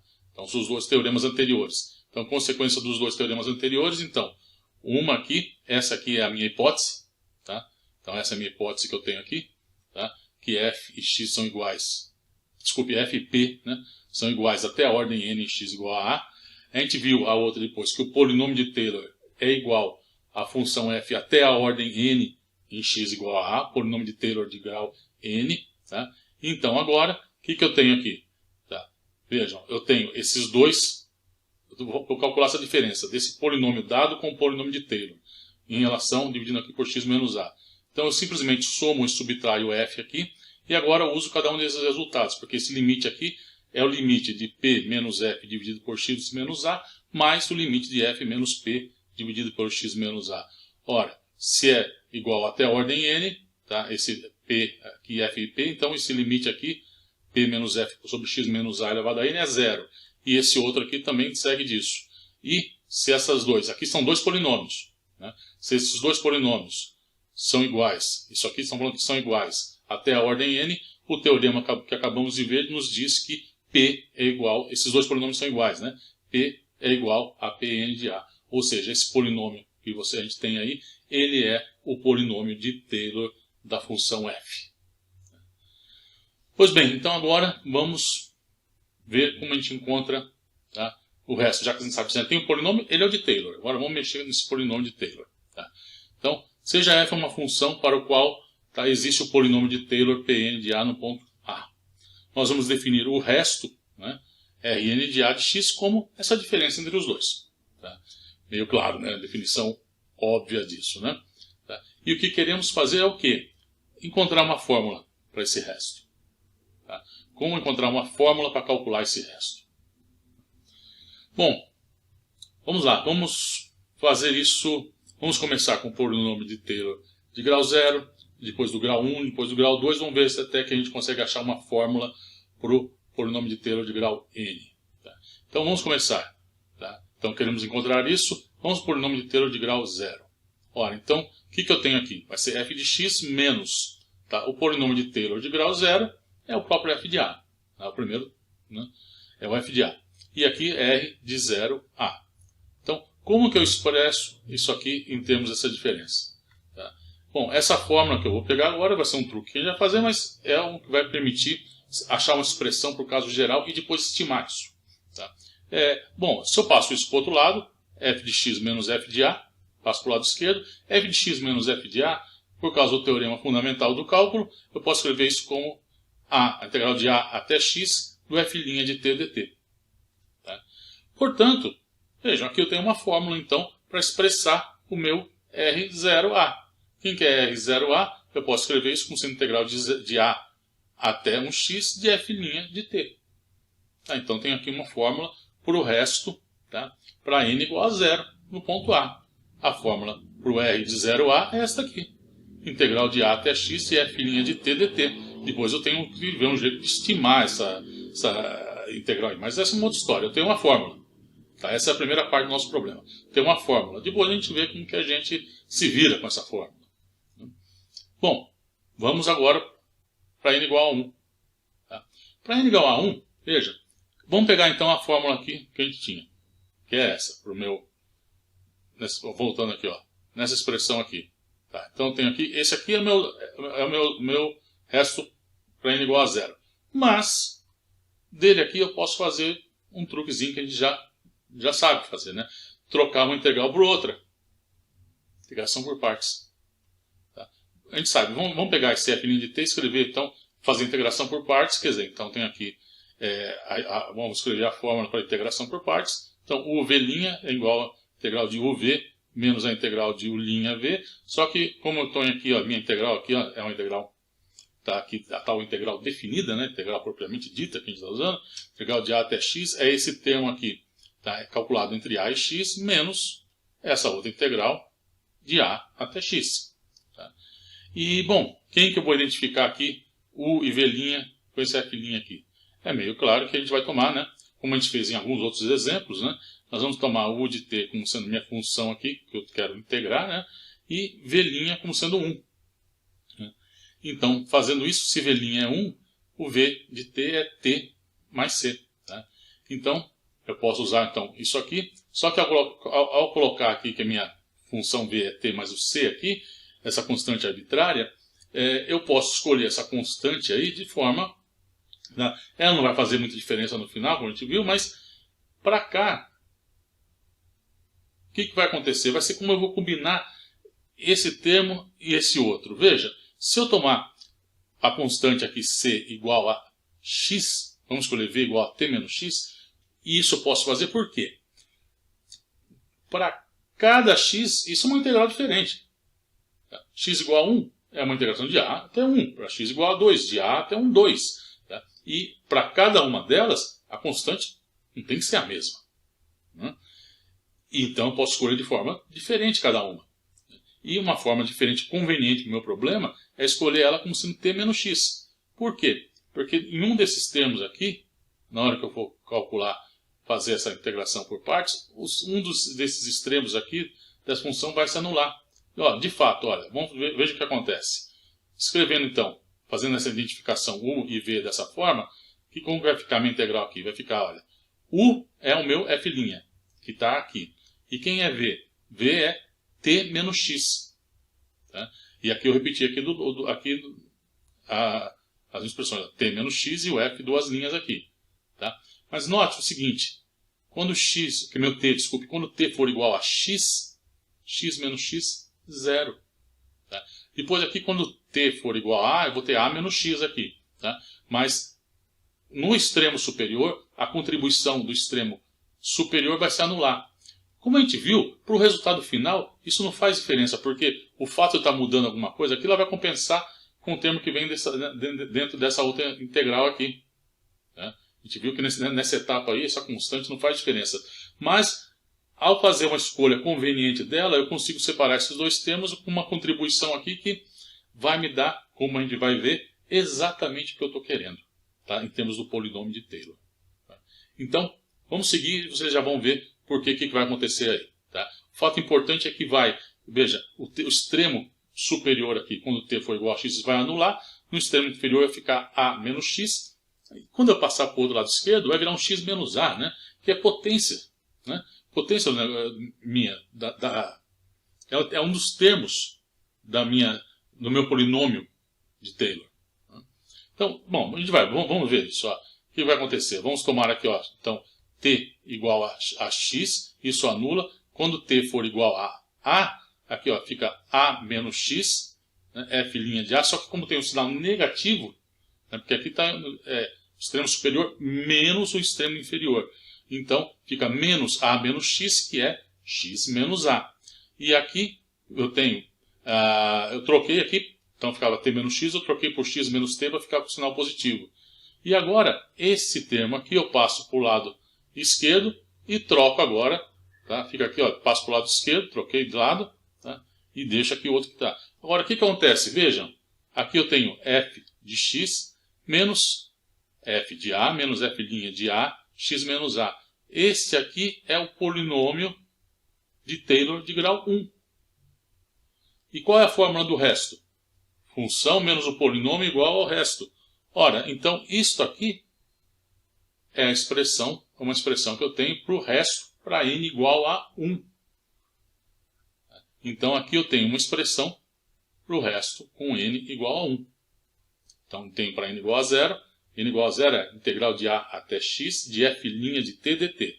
Agora eu tenho integral de a até x de x menos t, f duas linhas de t dt, para n igual a 1.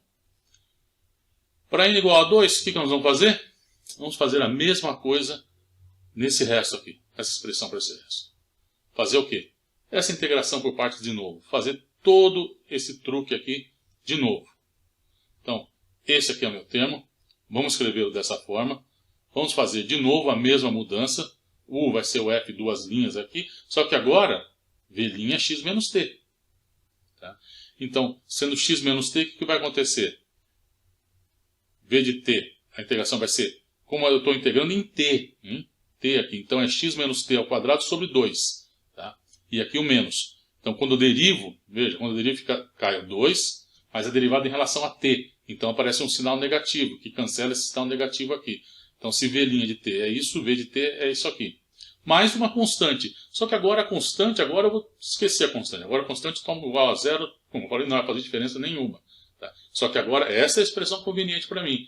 Por quê? Porque ela vai se anular no extremo superior e no extremo inferior vai me dar uma contribuição que vai somar no outro lado para dar o polinômio de Taylor de grau 2. Vamos ver? Aqui, ó. Então essa aqui é a expressão então minha. Aqui então x menos 2, esse é o meu v sobre 2, f duas linhas. Então para t igual a x, esse termo se anula. E depois, para t igual a tem um menos com esse menos, um cancela. Então fica x menos a ao quadrado sobre 2. E aqui está o outro termo aqui. Então, jogando isso naquela fórmula que eu tinha, tá? Então isso aqui é o que eu tenho. E jogando na fórmula minha lá, isso vai para o lado esquerdo, esse termo aqui vai para o lado esquerdo. Tá? E isso é igual a o que sobrou aqui. Então, esta aí é a expressão que eu vou tomar como sendo o meu resto para n igual a 2. Então vejam, já tenho aqui um padrão. Esse é o fato, já tenho um padrão. Porque para n igual a 0 é a integral de a até x de f'. Para n igual a 1, integral de a até x de f duas linhas que multiplica x menos t. É o que está aqui. Para n igual a 2, f 3 linhas, x menos t ao quadrado sobre 2. Ora, isso já me leva a supor que essa aqui é a expressão, tá, para o meu resto. Tá? Eu posso pegar para ver que essa expressão aqui está correta, fazer uma indução, né, usar a indução finita. Então, calculo essa integral aqui usando novamente a mesma forma de integração por partes. Então, o f é dessa forma, v' dessa forma aqui. Tá? Então, aqui é o v dessa forma, faço uma integração por partes novamente. Tá? Então, t igual a x e t igual a a. Coloco aqui, você vai ver então, ó, veja. Essa expressão é essa que eu somo para o lado esquerdo, passo para o lado esquerdo aqui, vai me dar o polinômio de Taylor de grau n mais 1, e essa aqui é a fórmula para o resto. Vejam que é a mesma que eu tinha aqui, ó, essa e essa, apenas onde está aqui está n, aqui eu coloco n mais 1. Né? Ó, n, aqui n mais 1. N mais 1, n mais 2 aqui, n mais 1 aqui. Tá? Então essa aqui fica sendo então essa é a expressão que segue, a gente vê que ela vale para qualquer n, como a gente pode ver aí através da indução, do princípio de indução. E aí, então, como eu falei aqui, está a expressão para ela. Em resumo, temos esse teorema aí, né? Resumindo, né, o resultado que a gente acabou de ver. Então, se a gente tem uma função n mais 1, cuja derivada de ordem n mais 1 é contínua no intervalo a x, o resto, né, a forma do resto ali, pode ser escrito dessa forma, chamada forma integral, né, do resto. Então, tenho aqui então essa integral. E o interessante desse resultado é que agora eu posso fazer uma estimativa desse resto. Por quê? Bom, vamos lá. Vamos considerar nesse intervalo, tá, de a até x, tá, mzinho, né, o valor, o ínfimo dessa derivada, né, de ordem n mais 1 nesse intervalo, e mzão, o valor máximo que ela tem, tá, como notação usual já nossa. Né. Só que acontece o seguinte, então, nesse caso, se mzinho e mzão são respectivamente o valor mínimo e o valor máximo da derivada de ordem n mais 1 nesse intervalo, eu concluo que, tá, simplesmente então, trocando isso aqui o valor mínimo, então isso aqui é maior ou igual que um mzinho aqui, e aí eu tenho aqui a integral de t menos a sobre n fatorial. A integração disso vai me dar t menos a n mais 1 sobre n mais 1, vai ficar um n mais 1 com o n fatorial, me dá n mais 1. Só que, quando eu tiver t igual a x, ok, eu tenho x menos a elevado a n mais 1 sobre n mais 1 fatorial, que é o que está aqui. E quando t for igual a fica a menos a elevado a n, que dá 0. Tá? Então, isso aqui, essa integral aqui, usando essa estimativa, né, quer dizer, usando o fato que essa derivada é maior ou igual que esse mzinho, então eu tenho que concluir aqui que o meu resto é maior ou igual que o mzinho vezes esse termo aqui. E da mesma forma como essa função é menor ou igual que o mzão, então o meu resto aqui é menor ou igual que o mzão, vezes o que tem aqui, a integral de t menos a n sobre n fatorial, que é esse termo aqui. Tá? Pois bem, agora, o que eu posso concluir daqui? Tá? Veja, eu posso escrever daqui que esse resto aqui é um alfa x menos a n mais 1 sobre n mais 1 fatorial. Tá? Bom, tá, quem é esse alfa? Quem seria esse alfa? Veja, eu estou supondo que minha função é contínua no intervalo. Essa derivada de ordem n mais 1 é contínua. Então, se mzinho, tá, é o valor aqui, o menor valor que ela tem, e mzão o maior valor, e a função é contínua, o teorema do valor intermediário me diz que se alfa, aqui esse alfa, é um número entre mzinho e mzão, né, alfa está entre mzinho e mzão, eu posso escrever que alfa, tá, existe um valor ali, um psi, que seja, tá, tal que uma função é contínua, essa função é a derivada de ordem n mais 1 de x, tem um valor psi, tal que fn mais 1 de psi é igual ao alfa. Tá? Teorema do valor intermediário. Tá? Então, isso existe para psi entre a e x. Tá? Então, eu posso escrever esse Rna aqui como sendo alfa x menos a n mais 1 sobre n mais 1, onde alfa é a derivada de ordem n mais 1 em um ponto psi que está entre a e x.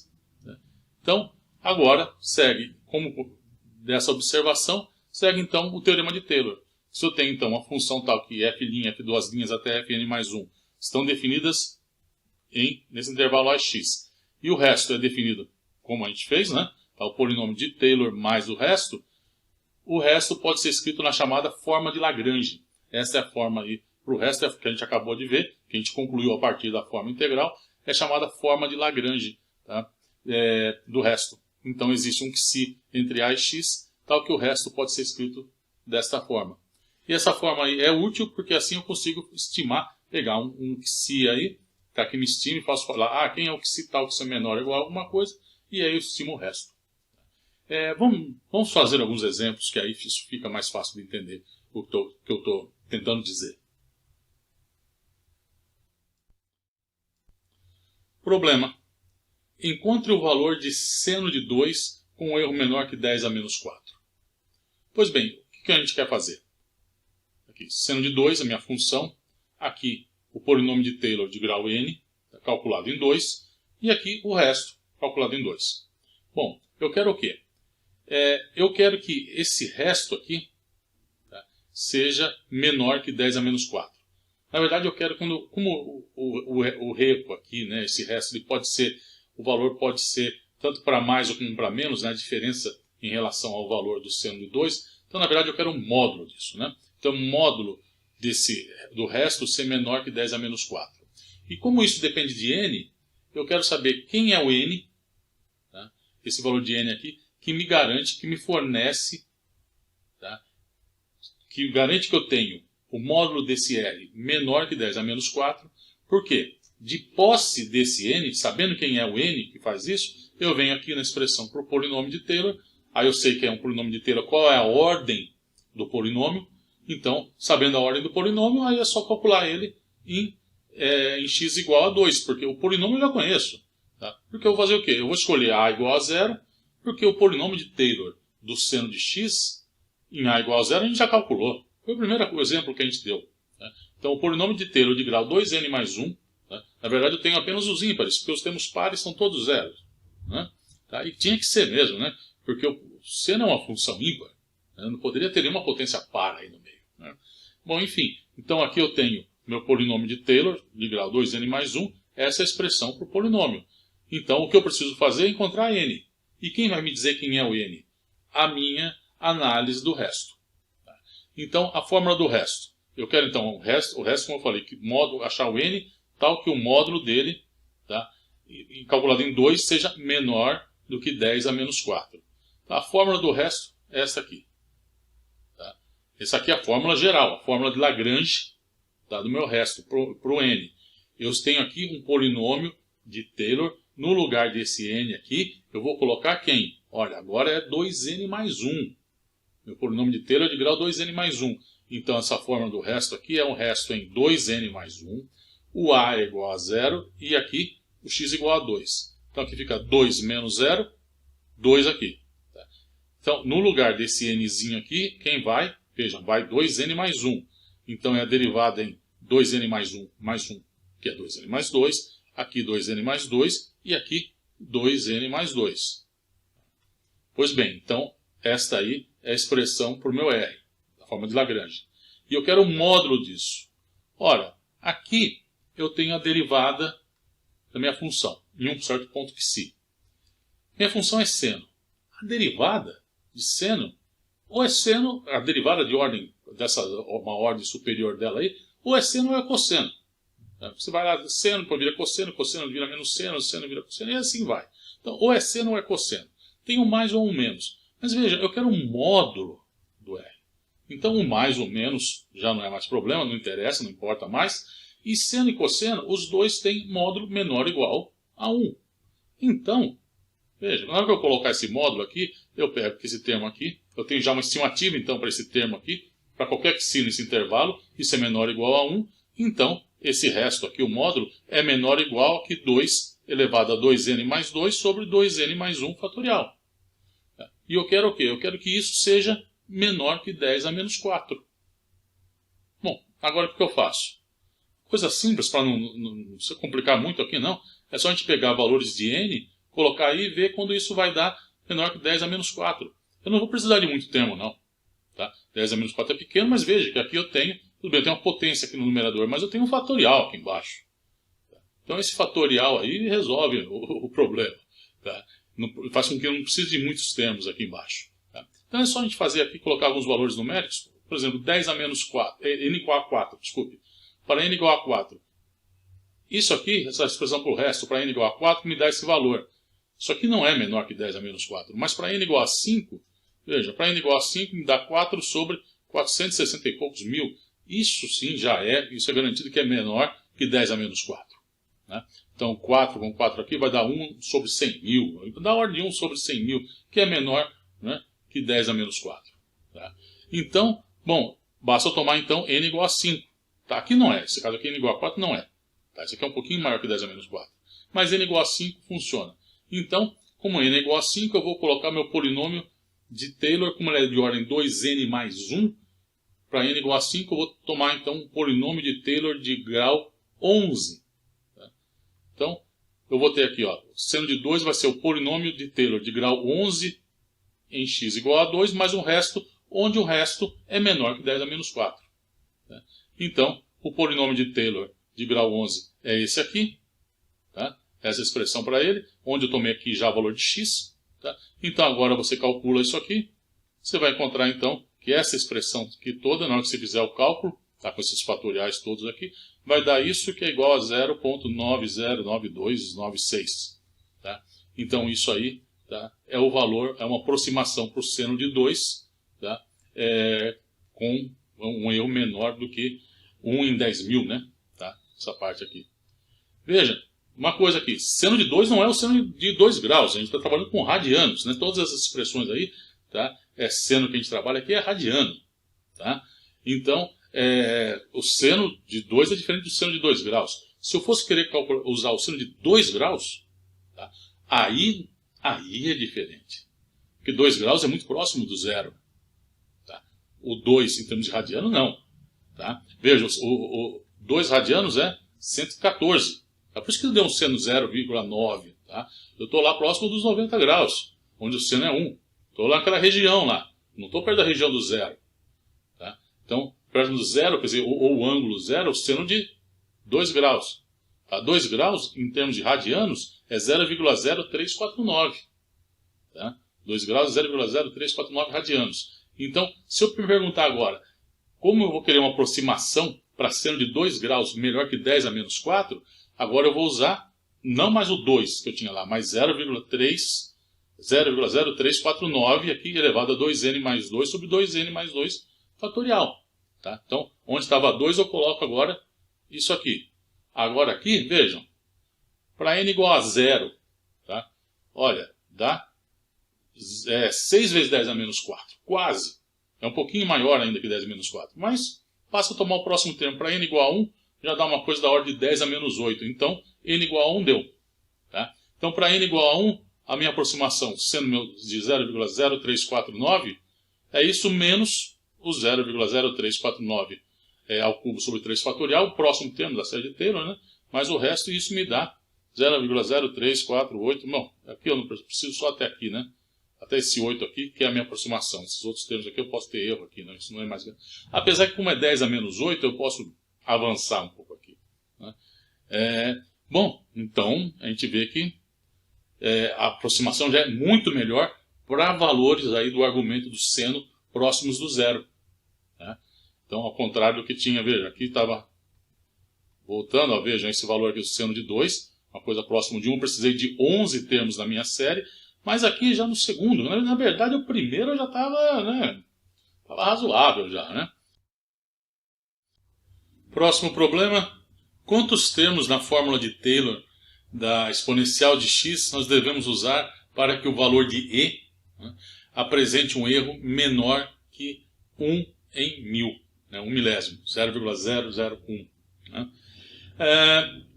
Pois bem, então qual é o problema que a gente tem? Aqui nós temos exponencial de x, o polinômio de Taylor, né, no ponto a igual a 0, polinômio de Taylor de grau n, também nós já vimos isso, tá? Já vimos esse exemplo, e aqui a expressão para o resto. A expressão para o resto, na forma de Lagrange, é a exponencial de Xi, onde Xi é um ponto entre 0, né, o a, e o x, então, entre a e x, é xn mais 1 sobre n mais 1 fatorial, né? E eu vou querer estimar quem é esse cara aí, esse Xi, estimar isso aí, e o Xi eu posso tomá-lo, tá? Xi é menor do que x, tá? Entre 0 e x. E como a função, tá, é uma função crescente, então, veja, eu posso tomar, eu sei que a exponencial de Xi é menor que a exponencial de x. Tá? Xi está entre 0 e x, então a exponencial de Xi é menor, né, que a exponencial de Xi, menor ou igual do que a exponencial de Xi. Então, como eu estou interessado em fazer uma estimativa, né, então, de um erro, então, isso aqui, eu posso trocar isso por uma quantidade aqui maior do que isso, e estimar isso, que aí eu garanto ainda que essa minha expressão aqui é satisfeita. Né? Tá? Eu ainda garanto que isso aqui é satisfeito, né, o R de N0, se eu trocar a estimativa desse termo por essa expressão aqui. Tá? Eu sei que isso aqui é menor do que isso. Tá? Então vamos trabalhar com isso aqui, com essa expressão. Tá? E eu quero o quê? Eu quero isso, tá, Isso no ponto 1. Né? Por quê? Exponencial de 1 é o E. O E é exponencial de 1. Tá? Então eu quero calcular R de N0 em 1. Então aqui é o E de 1. Aqui 1, N mais 1. Né? E o E, a gente sabe, primeira lista de exercícios nossa, a gente viu que E, tá? Ele é, quer dizer, na verdade, a gente viu um certo limite, pedimos para mostrar que esse limite estava entre 2 e 3, este era o exercício, e depois, quando estudamos logaritmo, vimos então que o E, esse E aí, esse número E, ele sim é dado pelo limite daquela sequência lá, aqueles números da forma 1 mais 1 sobre N a N. Né? Então, mas como todos estão entre 2 e 3, então eu posso concluir então E é menor do que 3. Tá? Então, aonde eu estou, minha estimativa desse termo aqui, para x igual a 1, eu posso dizer então que ele é menor que 3 sobre n mais 1 fatorial. Então, eu vou usar então agora isso aí, o 3 sobre n mais 1 fatorial, para encontrar quem é n que satisfaz. Isto aqui menor do que 0,001. Tá? Então, veja, esse termo para n igual a 6, tá? Ele dá 1 sobre 1680. Isso não é menor do que 0,001. Mas para n igual a 7 dá. Ele é 10 a menos 3. Tá? É menor, desculpa, isso aqui é 1 sobre 10.000. Isso aqui é 10 a menos 4. Né? Tá? É da ordem de 10 a menos 4, que é menor que 10 a menos 3. Então está valendo. Tá? Então, n igual a 7 serve. Tá? Então, tomando n igual a 7, tá? Então eu tenho o E, né? Aqui, e aqui o polinômio de Taylor para x igual a 1, polinômio de ordem 7. Bom, agora é só pegar, usar a calculadora, tá? Você vai encontrar que isso aqui é 685 dividido por 252. Isso dá 2,71825. Tá? O valor que a gente conhece até com algumas casas aqui, tá? Depois da vírgula para o E, é 2,71828. Quer dizer, você vê que a aproximação aqui, 0,001, tinha que bater até o 8. Você vê que até o 2 aqui dá certo. Tá? Tem até 4 casas depois da vírgula. A gente estava querendo 3 casas depois da vírgula. Né? Tá? Então é isso que a gente estava querendo, 3 casas depois da vírgula. A aproximação nossa ainda funciona até 4 casas depois da vírgula. Então, como você vê, é uma aproximação muito boa. Tá? Com poucos termos aqui, né? Não é nada demais isso. Com poucos termos eu tenho uma aproximação muito boa, tá? Para o número E. Pois bem, bom, já que aproveitamos e estamos falando, já sabemos a série de Taylor aqui, tá? Do E, vamos explorar uma coisa parecida com isso, né? Vamos aproveitar que a gente já está aqui com a mão na massa, tá? E com uma pequena variação do que a gente está fazendo aqui, tá? A gente pode explorar isso e usar para mostrar um resultado muito, muito interessante. Teorema. O número E é irracional. Apesar desse resultado parecer, a demonstração desse resultado parecer algo desafiador, ela não é assim não. Não é tanto desafiadora. É só a gente fazer uma pequena adaptação no que acabamos de fazer, tá? Com relação à aproximação da função exponencial pelo seu polinômio de Taylor no ponto 1, né? Que foi a estimativa que a gente acabou de usar, né? Para ver uma estimativa para o número E. Né? Fazendo uma adaptação daquilo, nós vamos conseguir mostrar que o número E é irracional, utilizando aquela prova matemática sensacional que é a demonstração por contradição. Então vamos fazer isso. Então vamos aqui, a gente viu, então para tomando x igual a 1, né, nós temos a expressão para o número E, tá, e aqui o polinômio de Taylor de grau n, e aqui a expressão para o resto. E o resto, como a gente acabou de ver, tá, o resto no ponto 1, ele é maior do que 0, né, tá, porque são todos os termos positivos, e menor que 3 sobre n mais 1 fatorial. Pois bem, então, como eu falei, vamos provar que E é racional por contradição. Vamos supor que ele é racional. Vamos supor que E seja racional. Então, bom, se ele é racional, tá, ele é da forma A sobre B, para A e B inteiros. E, bom, vamos então agora escolher N, vamos fazer uma escolha de N aí, tá? O grau do meu polinômio de Taylor, tal que ele seja maior que b e maior do que 3. E a gente vai ver por que a gente vai fazer essa escolha. Daqui a pouco vai aparecer por que eu estou fazendo essas escolhas. Tá? Então, vamos supor que E é maior que esse b aqui, que esse número inteiro, tá? E também, ao mesmo tempo, também maior do que 3. Então, o que eu vou fazer agora? Nessa expressão aqui, tá? Eu vou multiplicar todo mundo por n fatorial. Então, aqui o e, eu estou escrevendo então que e é a sobre b, né? Então, supondo que ele é racional, e agora eu vou multiplicar todo mundo por n fatorial. Então, aqui eu tenho n fatorial, que multiplica a sobre b, e aqui fica n fatorial sobre 1 fatorial, n fatorial sobre 2 fatorial, e assim por diante até n fatorial sobre n fatorial, mais n fatorial vezes o resto. Bom, vejam, todos esses termos aqui, bom, n é um produto de números inteiros, o n fatorial é um produto de números inteiros, então ele é um número inteiro. Esse é um número inteiro, n fatorial sobre 1 fatorial, o que acontece? Bom, 1 fatorial é 1, então n fatorial também. Mas aqui, ó, n fatorial com 2 fatorial. Isso aqui vai me dar n menos 1, n menos 2, até 3. E depois um 2 fatorial. Cancela um com o outro, então esse termo é da forma n menos 1, n menos 2, até 3. Ou seja, produto de números inteiros, que também é um número inteiro.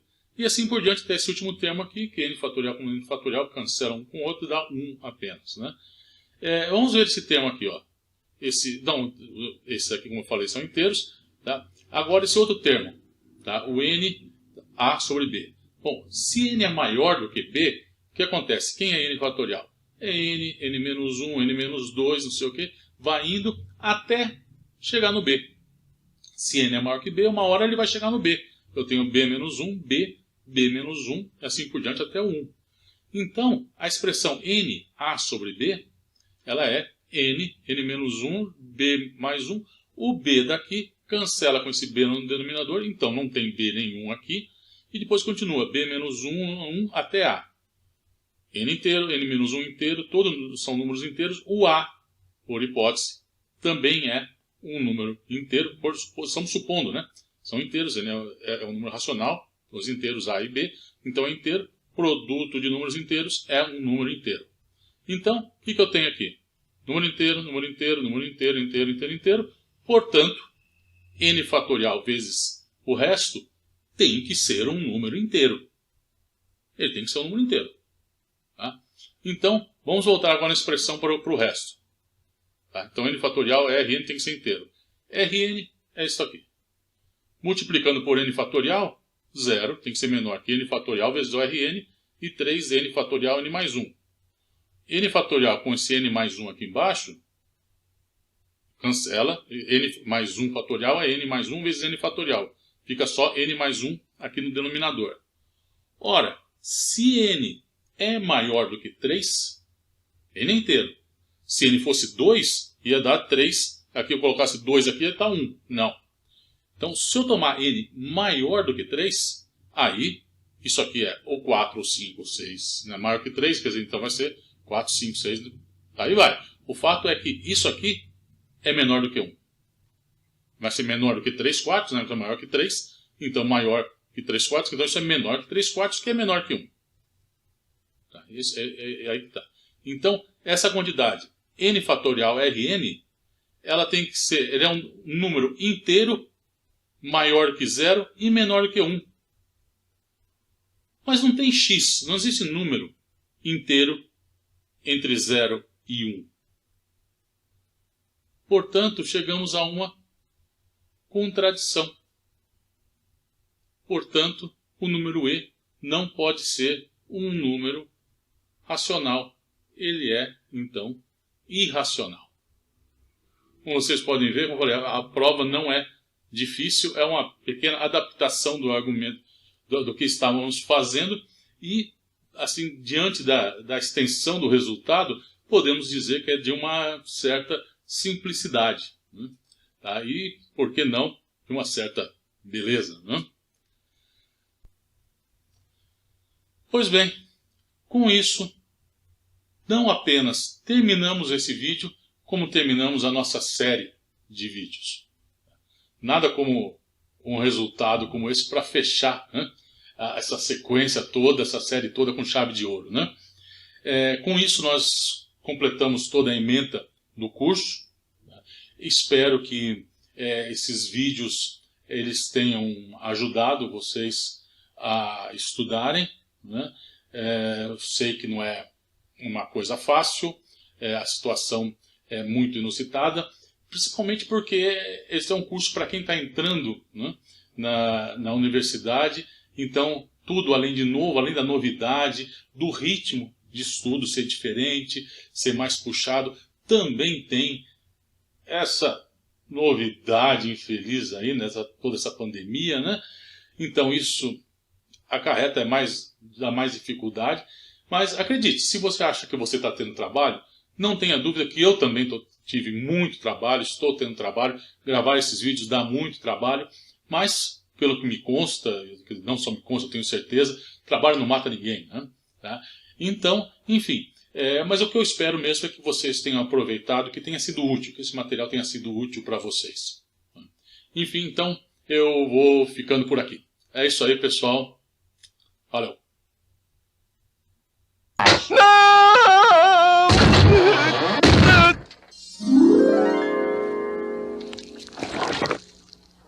Quem é você? Homer, sou seu anjo da guarda. Assumi a forma de alguém que reconheceria e respeitaria. Sir Isaac Newton. Isaac o quê? Deixa pra lá.